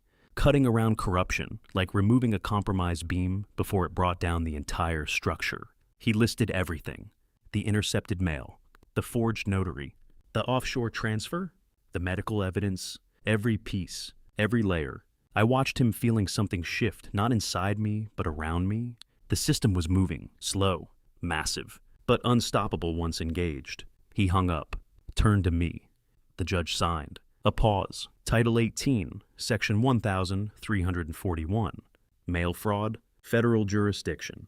It's a lock. Another breath. We have a no-knock warrant. Immediate. Multi-agency. Final. I nodded slowly. It was never about the money, I said. My voice was steady now. It was about control. Alden held my gaze. And now you have it. Silas. Room 304. Strapped down. Monitored. Waiting. That image didn't leave my mind. Alden began sealing the documents into an evidence bag. Then he stopped. His eyes narrowed. Alaric. He slid the envelope back toward me. Look at the return address. I read it, and everything aligned. Sheriff Vesta York. The room felt colder. She's not protecting the operation, I said. She is the operation. Logistics. Distribution. Execution. She wasn't outside the system. She was embedded in it. I stared at the federal seal on the warrant. And for the first time in 2 years, I didn't feel hunted. I felt anchored. The currents shifting, I said quietly. Alden checked his sidearm. We move in 1 hour. He looked at me. But we need them calm. Pause. No panic. We both understood. The IV pump. One wrong move. And Silas would never leave that room. I reached for the burner phone. Cold. Light. Decisive. I'll make the call, I said. Because this was the last step. The final alignment. The moment everything balanced or collapsed, the safe room fell silent again. Only the low hum of machines remained. I stared at the phone, at the number, at the woman who had dismantled my life, piece by piece. Every collapse starts with something small. A crack, a weakness, a flaw. She left hers in the mail. And now, I was going to widen it, slowly, deliberately, until every piece of her structure failed at once. Until there was nothing left to hold it together. Until the system she trusted became the force that destroyed her. I lifted the phone, and this time, I wasn't calling as a victim. I was calling as the man who was about to deliver the final load. Task 6.1, I stared at the black plastic of the receiver for a long moment before lifting it, fully aware that what I was about to do required a different kind of strength than anything I had faced before. Not physical strength, not endurance, but something colder. To save my son, I had to lie. And not just any lie. I had to deceive a woman who had spent the last 2 years perfecting deception as both weapon and shield, refining it until it was indistinguishable from truth. The silence inside the federal safe room pressed against my ears like altitude pressure, heavy and constant. It wasn't empty, it was loaded. Every hum, every faint vibration from the recording equipment seemed amplified in the stillness. The low murmur of technicians working in the adjacent room blended into a steady background noise like distant machinery, keeping something enormous in motion. Inspector Alden Brooks stood behind the glass partition, his arms folded, his eyes locked on me. When I glanced up, he gave me a short, firm nod. Not encouragement, confirmation. This was happening. I drew in a slow breath, tasting the cold, recycled air of the basement briefing room. It felt sterile, stripped of life, as if even oxygen had been filtered down to its most basic components. Then I dialed the number. Each digit had been memorized long ago, burned into my mind during the weeks I had spent wandering through the fog she created. The line rang once, twice. On the third ring, it clicked open. Alaric. Leonie's voice came through sharp, jagged, edged with suspicion. It wasn't relief. It wasn't surprise. It was calculation. I thought Vesta made it very clear you weren't to make contact. I closed my eyes for a fraction of a second and stepped fully into the role I had rehearsed. I have nothing left, Leonie, I whispered, letting my voice fracture, forcing a tremor into every word. I'm out here. Asheville. I've been sleeping on the street. I let a breath hitch, a controlled break. I'm cold, I added, and I'm tired of fighting. Across the room, I saw the technicians immediately lean in, their hands flying across keyboards. Data streams lit up the monitors. They weren't just listening, they were hunting.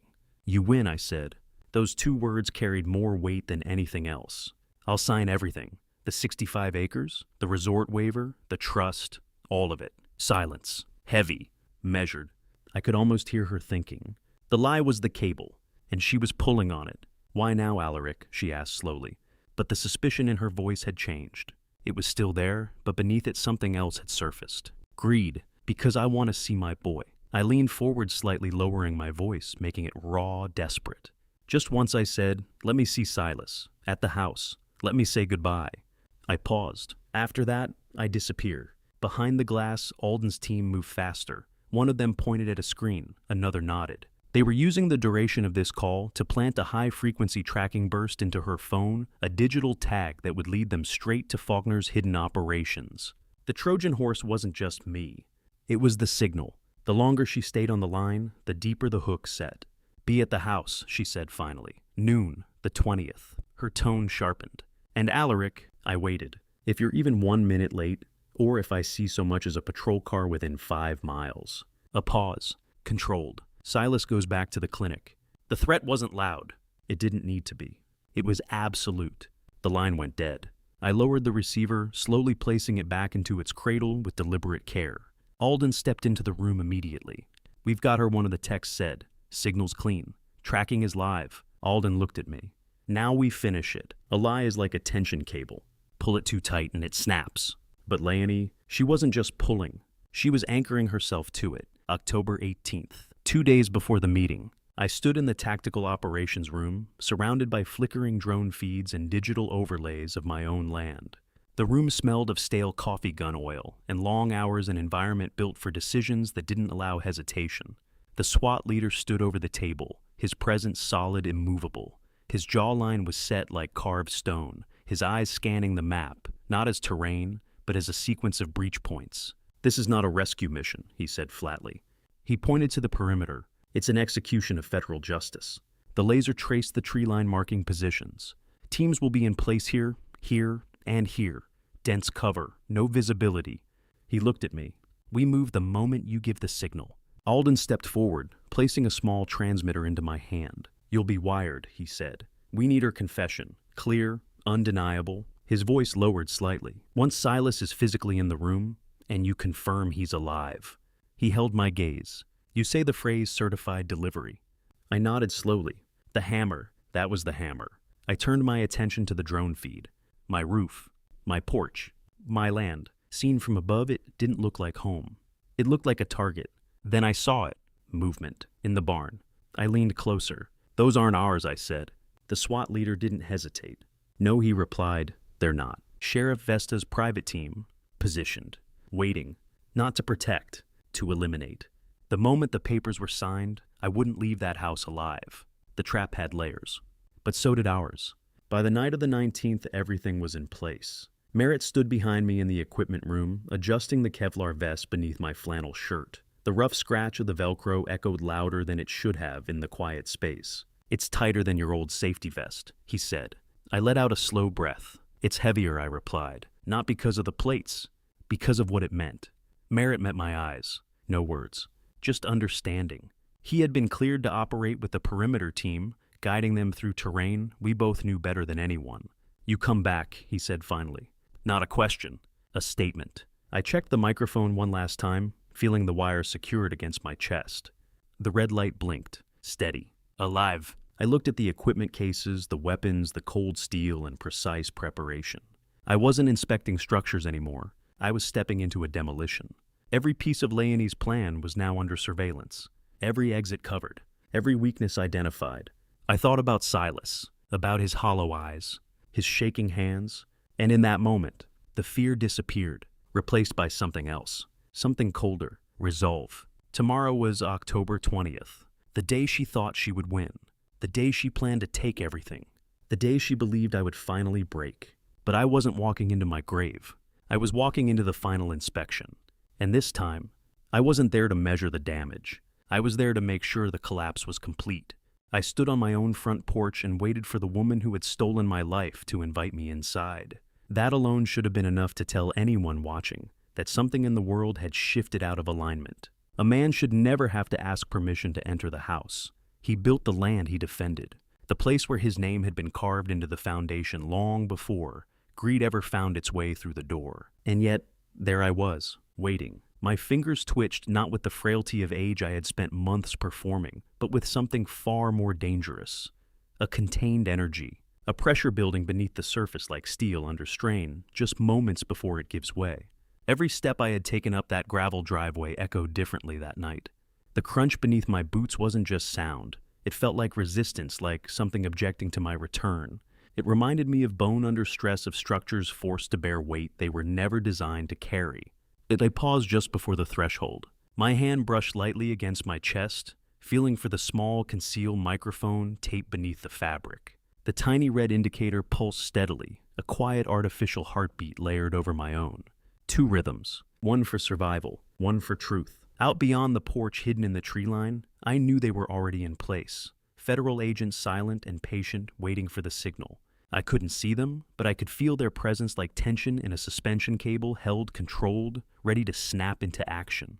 And somewhere out there, Merritt, watching, unmoving, the kind of man who didn't need instructions twice. The door opened. Sheriff Vesta York stood framed in the doorway. Her posture relaxed, her expression already shaped into that familiar cutting smirk. She looked at me the way predators look at something they've already decided is too weak to fight back.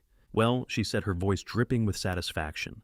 "Took you long enough." She stepped forward and ran her hands over me in what was supposed to pass as a search. It wasn't thorough. It wasn't careful. It was lazy. Arrogance. That was her flaw. Her fingers skimmed over the fabric of my flannel shirt, missing everything that mattered: the wire, the Kevlar, the truth sitting inches beneath her hand. "Clean," she said, glancing over her shoulder. "Let him in." I didn't answer, didn't look at her. I let my shoulders sag, my eyes dull, my movements slow and uncertain. I let her believe what she wanted to believe, because belief is the most dangerous blind spot of all. I stepped past her and into my own house. The moment I crossed the threshold, I felt it immediately. Wrong. Not broken, not yet, but altered. The air felt colder, thinner, like something essential had been stripped away and replaced with something artificial. My study was no longer mine. The bookshelves that had once held decades of knowledge had been pushed aside. My blueprints, maps of bridges of load-bearing systems of careful precision, were stacked carelessly like they no longer held value. In their place stood something sterile, controlled, a command center. Leonie sat behind my desk. Not my desk. She leaned back slightly in the chair, her posture effortless, her presence dominating the room like she had always belonged there. She didn't look like an intruder. She looked like ownership. To her right stood Dr. Emmerich Faulkner, composed and clinical, carrying with him the faint scent of antiseptic and polished wood, a man who treated human lives like controlled experiments. To her left sat Elias Trent, the shark, perfect suit, perfect posture, but his eyes betrayed him. They moved too much. Window, door, floor. He clutched his briefcase tightly, his fingers tense. He knew. He might not have known everything, but he knew enough to be afraid. "I just want to see my son," I said quietly. I let my voice tremble, let it crack just enough. The broken man. Leonie studied me for a moment, then gave a small dismissive nod. Faulkner signaled. The door opened again, and then Silas. They wheeled him in like he wasn't a person, like he was an object, something already halfway gone. The sight of him hit me harder than anything that had come before. His body looked smaller, shrunken. The suit he wore hung off him like it didn't belong, like it had been chosen for someone else, someone healthier, someone alive. His skin was pale, too pale. His eyes, empty, glassy, lost behind whatever chemical fog Faulkner had forced into his system. I moved to him immediately, dropping beside the wheelchair, gripping his hand. Cold, too cold. "Silas," I whispered, leaning close enough that my voice became something only he could hear. "Can you hear me?" His fingers twitched, slight, uncertain, but real. "Stay with me," I murmured, "just a little longer." Leonie's voice cut through the moment, sharp, impatient. "He's fine," she said, "just tired." Tired. That word again.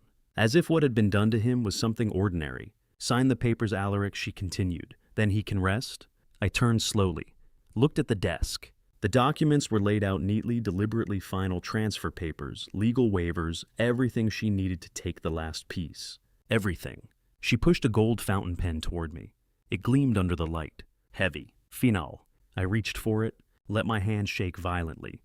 The pen slipped, clattered loudly against the desk. I can't, I stammered. My mind, it's all fog. Leonie laughed, a sharp, high-pitched sound that echoed unnaturally through the room. Pathetic, she said. She stood, walked toward me slowly. Confident, certain. You spent your entire life finding weaknesses, she said. Cracks in steel, fault lines in structures. She leaned closer. And you never saw the one in your own house. Her smile widened. You were too slow to die, she added softly. So I helped you. And then she told me everything. The poisoning, the medication swaps, the falsified reports, the manipulation. She spoke like someone recounting a brilliant design, proud of every calculated step. I used your love for your son, she said. That was the flaw. I felt something shift inside me. Not break, settle. Why, I asked. My voice changed. No tremor, no weakness. Just steel. Why destroy a family? For a parking lot. Her eyes hardened. Because land doesn't betray you, she said. People do. She leaned in even closer. And because it was easy. Then came the final strike. I've already moved your pension funds, she said. Everything inside me went still. Your department, she added. Your colleagues. She smiled. They'll retire with nothing. Silence filled the room. Heavy. Phenol. I looked at her. And for the first time, I let her see me. The real me. I stood up, slowly, deliberately. The weakness disappeared. Her expression changed. Confusion. Fear. Just a flicker. But enough. The man she thought she had broken had never been gone. I reached for the microphone at my collar. My eyes locked onto hers. And in that moment, everything aligned. The bridges I had inspected. The failures I had studied. The lessons I had learned. And the son beside me, still breathing. Still holding. This was it. The final inspection. Task 6.3. I didn't reach for the pen. That would have been the old version of me, the man who documented, who measured, who wrote reports after the damage had already been done. No. This time, I reached for the microphone, clipped discreetly against my ribs, my fingers steady precise. When I spoke, my voice cut through Leonie's smug laughter like a hacksaw biting into a rusted bolt. Slow grinding, but absolutely unstoppable. The silence that followed her confession was not empty. It was pressure, heavy, suffocating. The kind of silence that settles over a bridge seconds before it collapses, when the load has exceeded what the structure can bear, but the failure hasn't yet announced itself. I stood up, perfectly straight. The faint tremor I had been performing carefully, deliberately vanished, as if it had never existed. My hands steadied, my breathing leveled, and when I looked at Leonie, I didn't see a predator anymore. I saw a fault line. I believe this is a certified delivery. Leonie, I said. My voice didn't rise. It didn't need to. It carried the authority of a man who had finally reclaimed his foundation, who knew exactly where every beam stood and exactly which ones were about to fail. The trigger phrase had barely left my mouth when the world outside the study detonated into motion. The front windows exploded inward. Glass shattered in a violent cascade, thousands of fragments catching the light, like diamonds as they rained across the Persian rug. The sound was sharp, violent, absolute, a rupture. Then came the flashbangs, a concussive boom that slammed into the room, followed by a blinding white light that swallowed everything. Except me. Because I had already closed my eyes. I had calculated the timing, prepared for the breach. When I opened them again, the room had transformed. Federal agents flooded in disciplined, fast, overwhelming. Their boots struck the hardwood in synchronized impact, each step echoing like a gavel hitting wood. Judgment. Federal agents. Down on the ground. Hands where we can see them. Their voices overlapped sharp and commanding, cutting through the haze of smoke that now filled the study, carrying that acrid metallic scent of detonated charges. Leonie was still laughing when it happened, or trying to. An agent grabbed her, slamming her face first into the wall. Her expensive cardigan snagged on a jagged edge of a shattered frame fabric, tearing as easily as her control over the situation. "This is illegal!" she screamed, her voice cracking under pressure. "You can't do this." But her words had already lost their power. Across the room, Dr. Emmerich Faulkner, the man who had clinically measured my son's decline like he was documenting a controlled demolition, lunged for his leather medical bag. Desperation. His fingers clawed at the zipper, reaching for a syringe.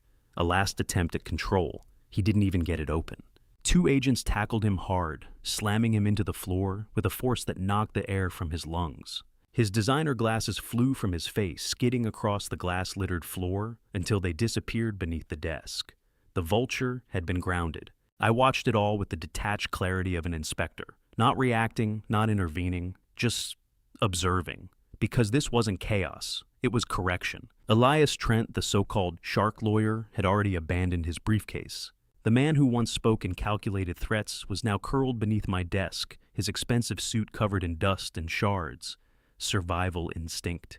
He peeked out his face, pale, his voice trembling. "I have the files," he shouted. "I have everything records transactions. They're hidden in the lining of the case. I'll testify. I'll cooperate. A rat." Abandoning the ship before it even finished sinking. Outside, the night had erupted into flashing color. Through the jagged void where my window once stood, I saw the driveway flooded with red and blue strobes cutting through the mountain darkness like warning beacons. Sheriff Vesta York stood there frozen for a moment too long. Then her world collapsed. State agents, clean untouched by the local corruption, moved in with precision. They disarmed her, swiftly stripping the badge from her uniform. She didn't resist. Not really, because deep down she knew. A badge without honor is just a piece of metal. And in that moment, it looked very small. "You old fool," Leonie screamed behind me, her voice muffled as she struggled against the wall. "You think this changes anything I own this land? I have the deeds I have." Everything. I turned to her slowly, walked toward her, each step deliberate, measured. "You have a federal indictment for mail fraud, Leonie," I said calmly. I leaned in close enough that she could see it in my eyes. "The truth. Your sentence," I added quietly, "is already on its way." I straightened. No returns. Inspector Alden Brooks entered through the smoke, his presence cutting clean through the chaos. He didn't speak at first. He didn't need to. He walked directly to the desk, reached down, picked up something small, and turned to me. The brass mailbox keys, original, recovered. He placed them in my hand. The metal was cold, solid, real. The final rivet.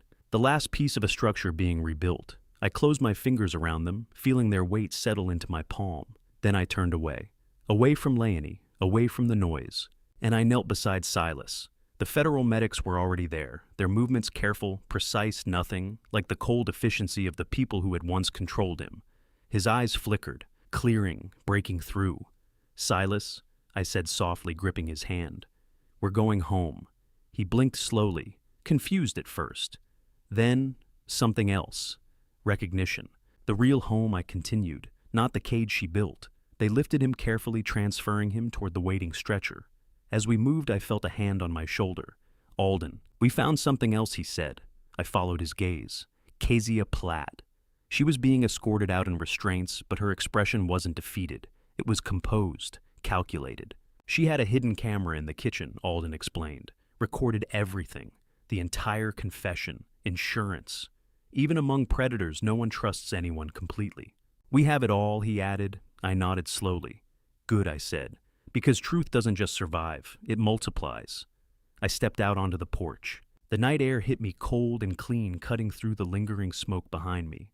The convoy began to move, vehicles pulling away one by one, their lights fading into the mountain mist.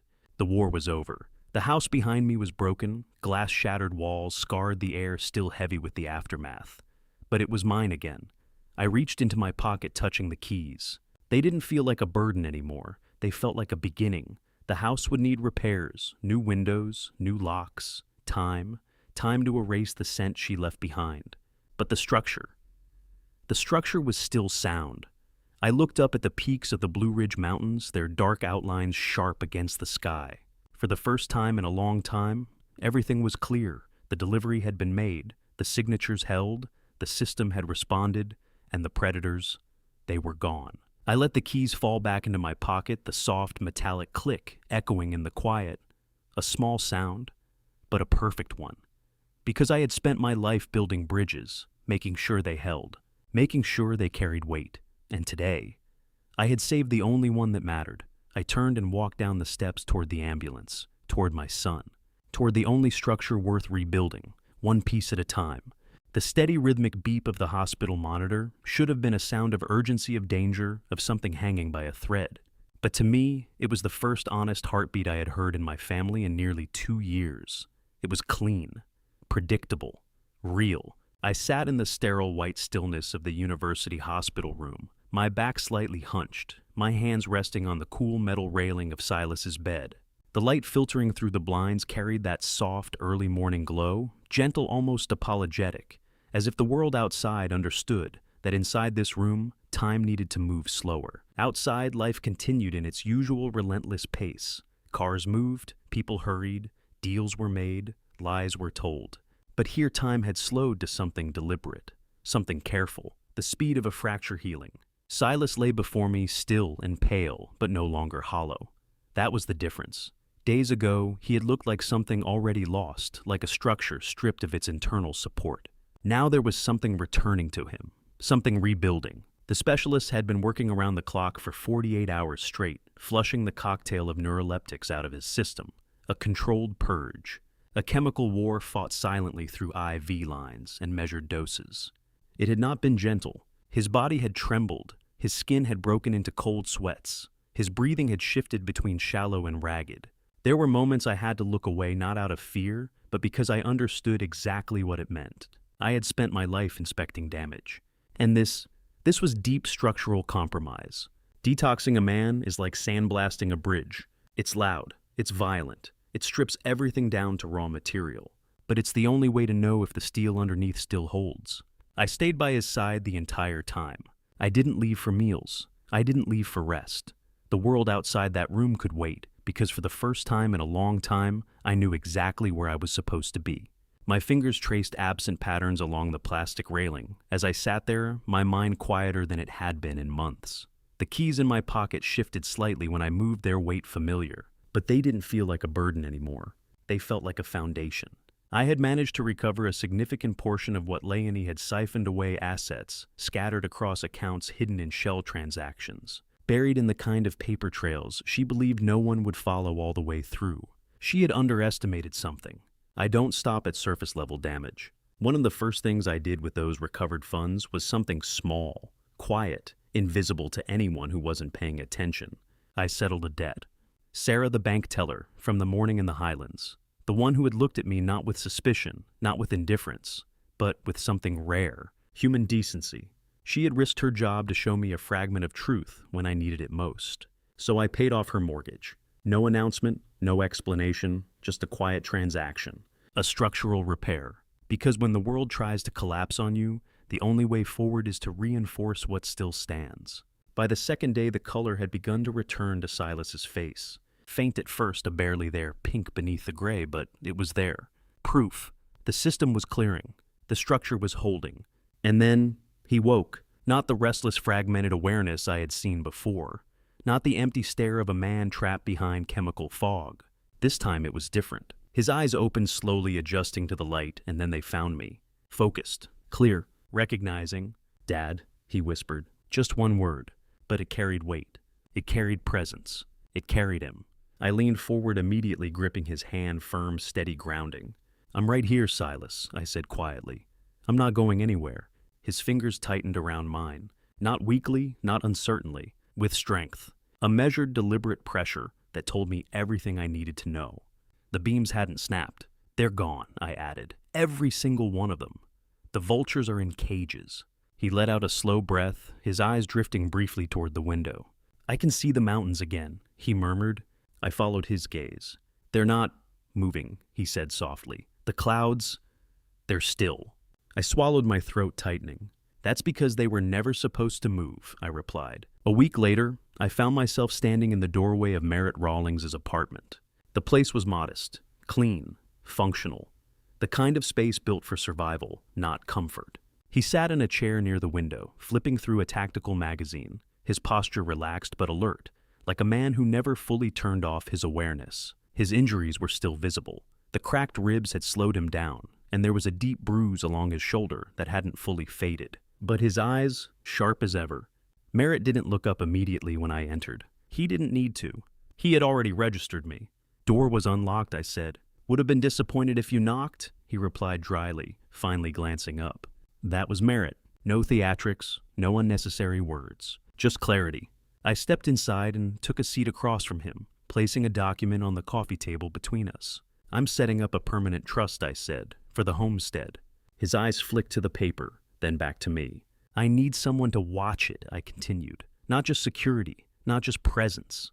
I leaned forward slightly. I need an estate warden. He studied me for a moment. Live-in position, I added. Salary that ensures you'll never have to take another night shift job again. Silence hung between us for a few seconds. Then he reached forward, picking up the document. He read it carefully. Every line, every clause, because men like Merritt don't protect things they don't understand. Finally, he looked up. I've spent my whole life guarding things that didn't belong to me, he said. A faint, almost invisible smile touched his lips. It'll be different, guarding something that does. I nodded. The land needs someone who can't be bought, I said. And you need someone who won't leave, he replied. That was our agreement. No handshake needed. By the time Silas was strong enough to return, the air had shifted. Autumn had settled fully into the mountains, bringing with it that crisp edge that made every breath feel cleaner, sharper. We didn't go inside the house right away. That would come later. Instead, we walked the full perimeter of the land, all 85 acres of it. I showed him the survey stakes' bright orange markers, driven deep into the earth, standing out against the muted browns and golds of fallen leaves. These marked the boundaries of the trust, I explained, resting my hand against one of them. This land can't be divided, can't be sold, can't be developed. He ran his fingers along the wood, feeling its roughness. It's permanent, I added. We climbed up toward the north ridge, the highest point overlooking the property. The place where Leonie had planned her centerpiece. Concrete, glass, a lobby where trees once stood. I stopped there, looking out over the canopy. She almost paved this, I said quietly. Silas didn't respond immediately. Instead, he knelt near a large oak, his hands digging into the soil at its base. What are you doing? I asked. I hid something here, he said, years ago, back when everything had first started to feel wrong. He pulled out a small, rusted tobacco tin, prying it open carefully. Inside, something caught the fading light. A ring. My wife's ring. The one Leonie had spent months trying to find. The one she had torn the house apart searching for. And yet, it had never left the land. Silas stood and handed it to me. The roots go deeper than her greed, he said. I looked at the ring in my hand, then at the house below, silent, waiting. We were still standing, and for the first time in a long time. That meant something real. Sun Task 7.2. I gripped the electric sander with the steady, practiced hand of a man who had spent a lifetime inspecting structures, bridges, beams, joints that determined whether something stood or collapsed. As the machine hummed in my grip, I watched the layer of Leonie's black paint curl away like dead skin, peeling back in brittle flakes to reveal the honest red oak beneath. There was something deeply satisfying in that moment, like uncovering truth after months of deception. The coarse vibration traveled up through my palm, grounding me. It was a sensation I hadn't felt in months lost in a haze of manipulation, displacement, and quiet suffocation. Now, standing here on my own porch again, the scent of raw wood and sawdust filled the air, cutting clean through every lingering trace of that time. Above us, the October sun cast a golden warmth that seemed almost intentional, as if the season itself had chosen this moment to bless our return. The light soaked into the cedar boards, warming them, releasing a scent so familiar it felt like memory made physical. It wasn't just a smell, it was home. Silas worked beside me. His movements had changed. There was strength in them now, confidence. He used a hand scraper along the lower moldings, drawing it slowly, deliberately, each stroke precise. I watched him for a moment, not as a father evaluating a son, but as a man witnessing another man rebuild himself. The focus in his eyes was sharp, unclouded. Whatever had been broken in him, it was healing. I moved the sander along the edge of the heavy doorframe, guiding it into a tight corner where the wood met the stone foundation. As the vibration intensified against the confined space, something shifted, a faint, metallic rattle from within the structure. I stopped immediately. The sudden silence rang louder than the machine had. Carefully, I reached into the narrow, recessed gap, my fingers brushing against something cold and smooth. I pulled it free, a small, oxidized brass cylinder, no longer than my palm. For a second, I just stared at it. Then I let out a breath I didn't realize I'd been holding. "It's still here," I said quietly. Silas looked up, wiping his hands on his jeans as he stepped closer. When he saw it, his expression shifted, confusion at first, then recognition, and finally something softer, something almost boyish. "We buried that," he said. 40 years ago," I replied. "Back when he was just a kid, small hands gripping tools too big for him, insisting on helping me set this very frame. We had hidden that brass tube together, a tiny time capsule tucked into the bones of the house. A secret only we knew existed. And somehow, it had survived. Through renovations, through Leonie's sterile corporate redesign, through every attempt to erase what this place meant. She had changed the colors, the furniture, the layout, but she never understood the structure. She never saw what mattered. I handed the cylinder to Silas. We didn't open it. We didn't need to. Whatever was inside, old notes, maybe a childish drawing, it wasn't the point. The memory was enough. The fact that it had endured hidden in the very framework of the house, untouched by everything that tried to overwrite it, that was enough. For a moment, the weight of everything that had happened, the betrayal, the loss, the anger faded. In its place was something quieter, stronger. Connection. We spent the rest of the morning restoring the entrance, not just repairing wood, but reclaiming space. Every stroke of the brush, every scrape of old paint, every replaced fixture, it was deliberate. We were removing every trace of her influence, every aesthetic lie she had layered over our lives. By midday, the old black door was gone. In its place, we mounted a new one, solid clean, and painted a bold, vibrant red. I dipped my brush into the thick paint, watching it drip slowly before pressing it against the surface. Red means warning in bridge work, I said. It marks fractures, hazards, points of stress. Silas leaned against the railing watching. But on a house, I continued spreading the color evenly. It means something else. It means life. It means welcome. It tells the world the structure is sound and that the master is home. He smiled, then not a forced smile, not the guarded expression I'd grown used to seeing, but something genuine. "It looks like home again, Dad," he said. I stepped back, looking at the finished door, the sunlight catching its surface and making it glow. "Better than it has in years," he added. And for once I believed him without hesitation. As the hours passed, something else began to happen. People noticed. Neighbors drove by slowly, their tires crunching against the gravel road. Some honked softly, others waved. A few even slowed to a near stop, watching as we worked. They weren't just observing repairs. They were witnessing restoration. Not just of a house, but of something larger. A balance that had been disturbed, a structure that had been fractured by greed and deception. Peace, I realized, isn't the absence of conflict. It's the quiet certainty that things are finally where they belong. By the final morning of October, the work was done. I sat on the porch swing, its familiar creak settling into a rhythm that felt like a heartbeat. The mountains stretched out before us, silent and steady, unchanged by everything that had happened. I checked my watch, 9:15 a.m., right on time. Silas stepped out carrying 2 glasses of iced tea, the condensation already forming on the glass. He handed one to me before sitting down beside me, the swing shifting slightly under our combined weight. "The world's still moving," I said, taking a sip. The cold sweetness cut cleanly through the crisp air. For once, I added, "We're not chasing it." He nodded. On the small tablet resting on the table beside me, a muted news report played. The footage showed Leonie being escorted into a federal facility, dressed in a plain, colorless jumpsuit. She looked smaller, not just physically, but diminished, stripped of the power she once wielded so effortlessly. There was no manic edge to her anymore, no sharp, calculated confidence. Just absence, like a faulty rivet removed from a structure that could finally hold again. I felt no anger watching it, no satisfaction either, just finality. The kind that comes when the inspection is complete, the repairs are tested, and everything holds. Silas leaned back slightly, his gaze drifting toward the north ridge. "All's well that ends well," he murmured. I followed his line of sight. 85 acres of timber stretched out before us, standing tall beneath the autumn sky. To someone like Leonie, it had been nothing more than potential profit, a development opportunity, a resort waiting to be built. But to me, it was legacy. Before the morning passed, I reached for the envelope I had placed beside me earlier and handed it to him. "I made one final adjustment," I said. He opened it, scanning the contents. "I've transferred the land into a permanent environmental conservancy," I explained. "It's locked in. No development, no subdivision, no future deals." I paused. "It's a weld that can't be broken." He looked up at me, understanding settling in. "It belongs to the earth now," I said. "Protected." Silas folded the paper carefully.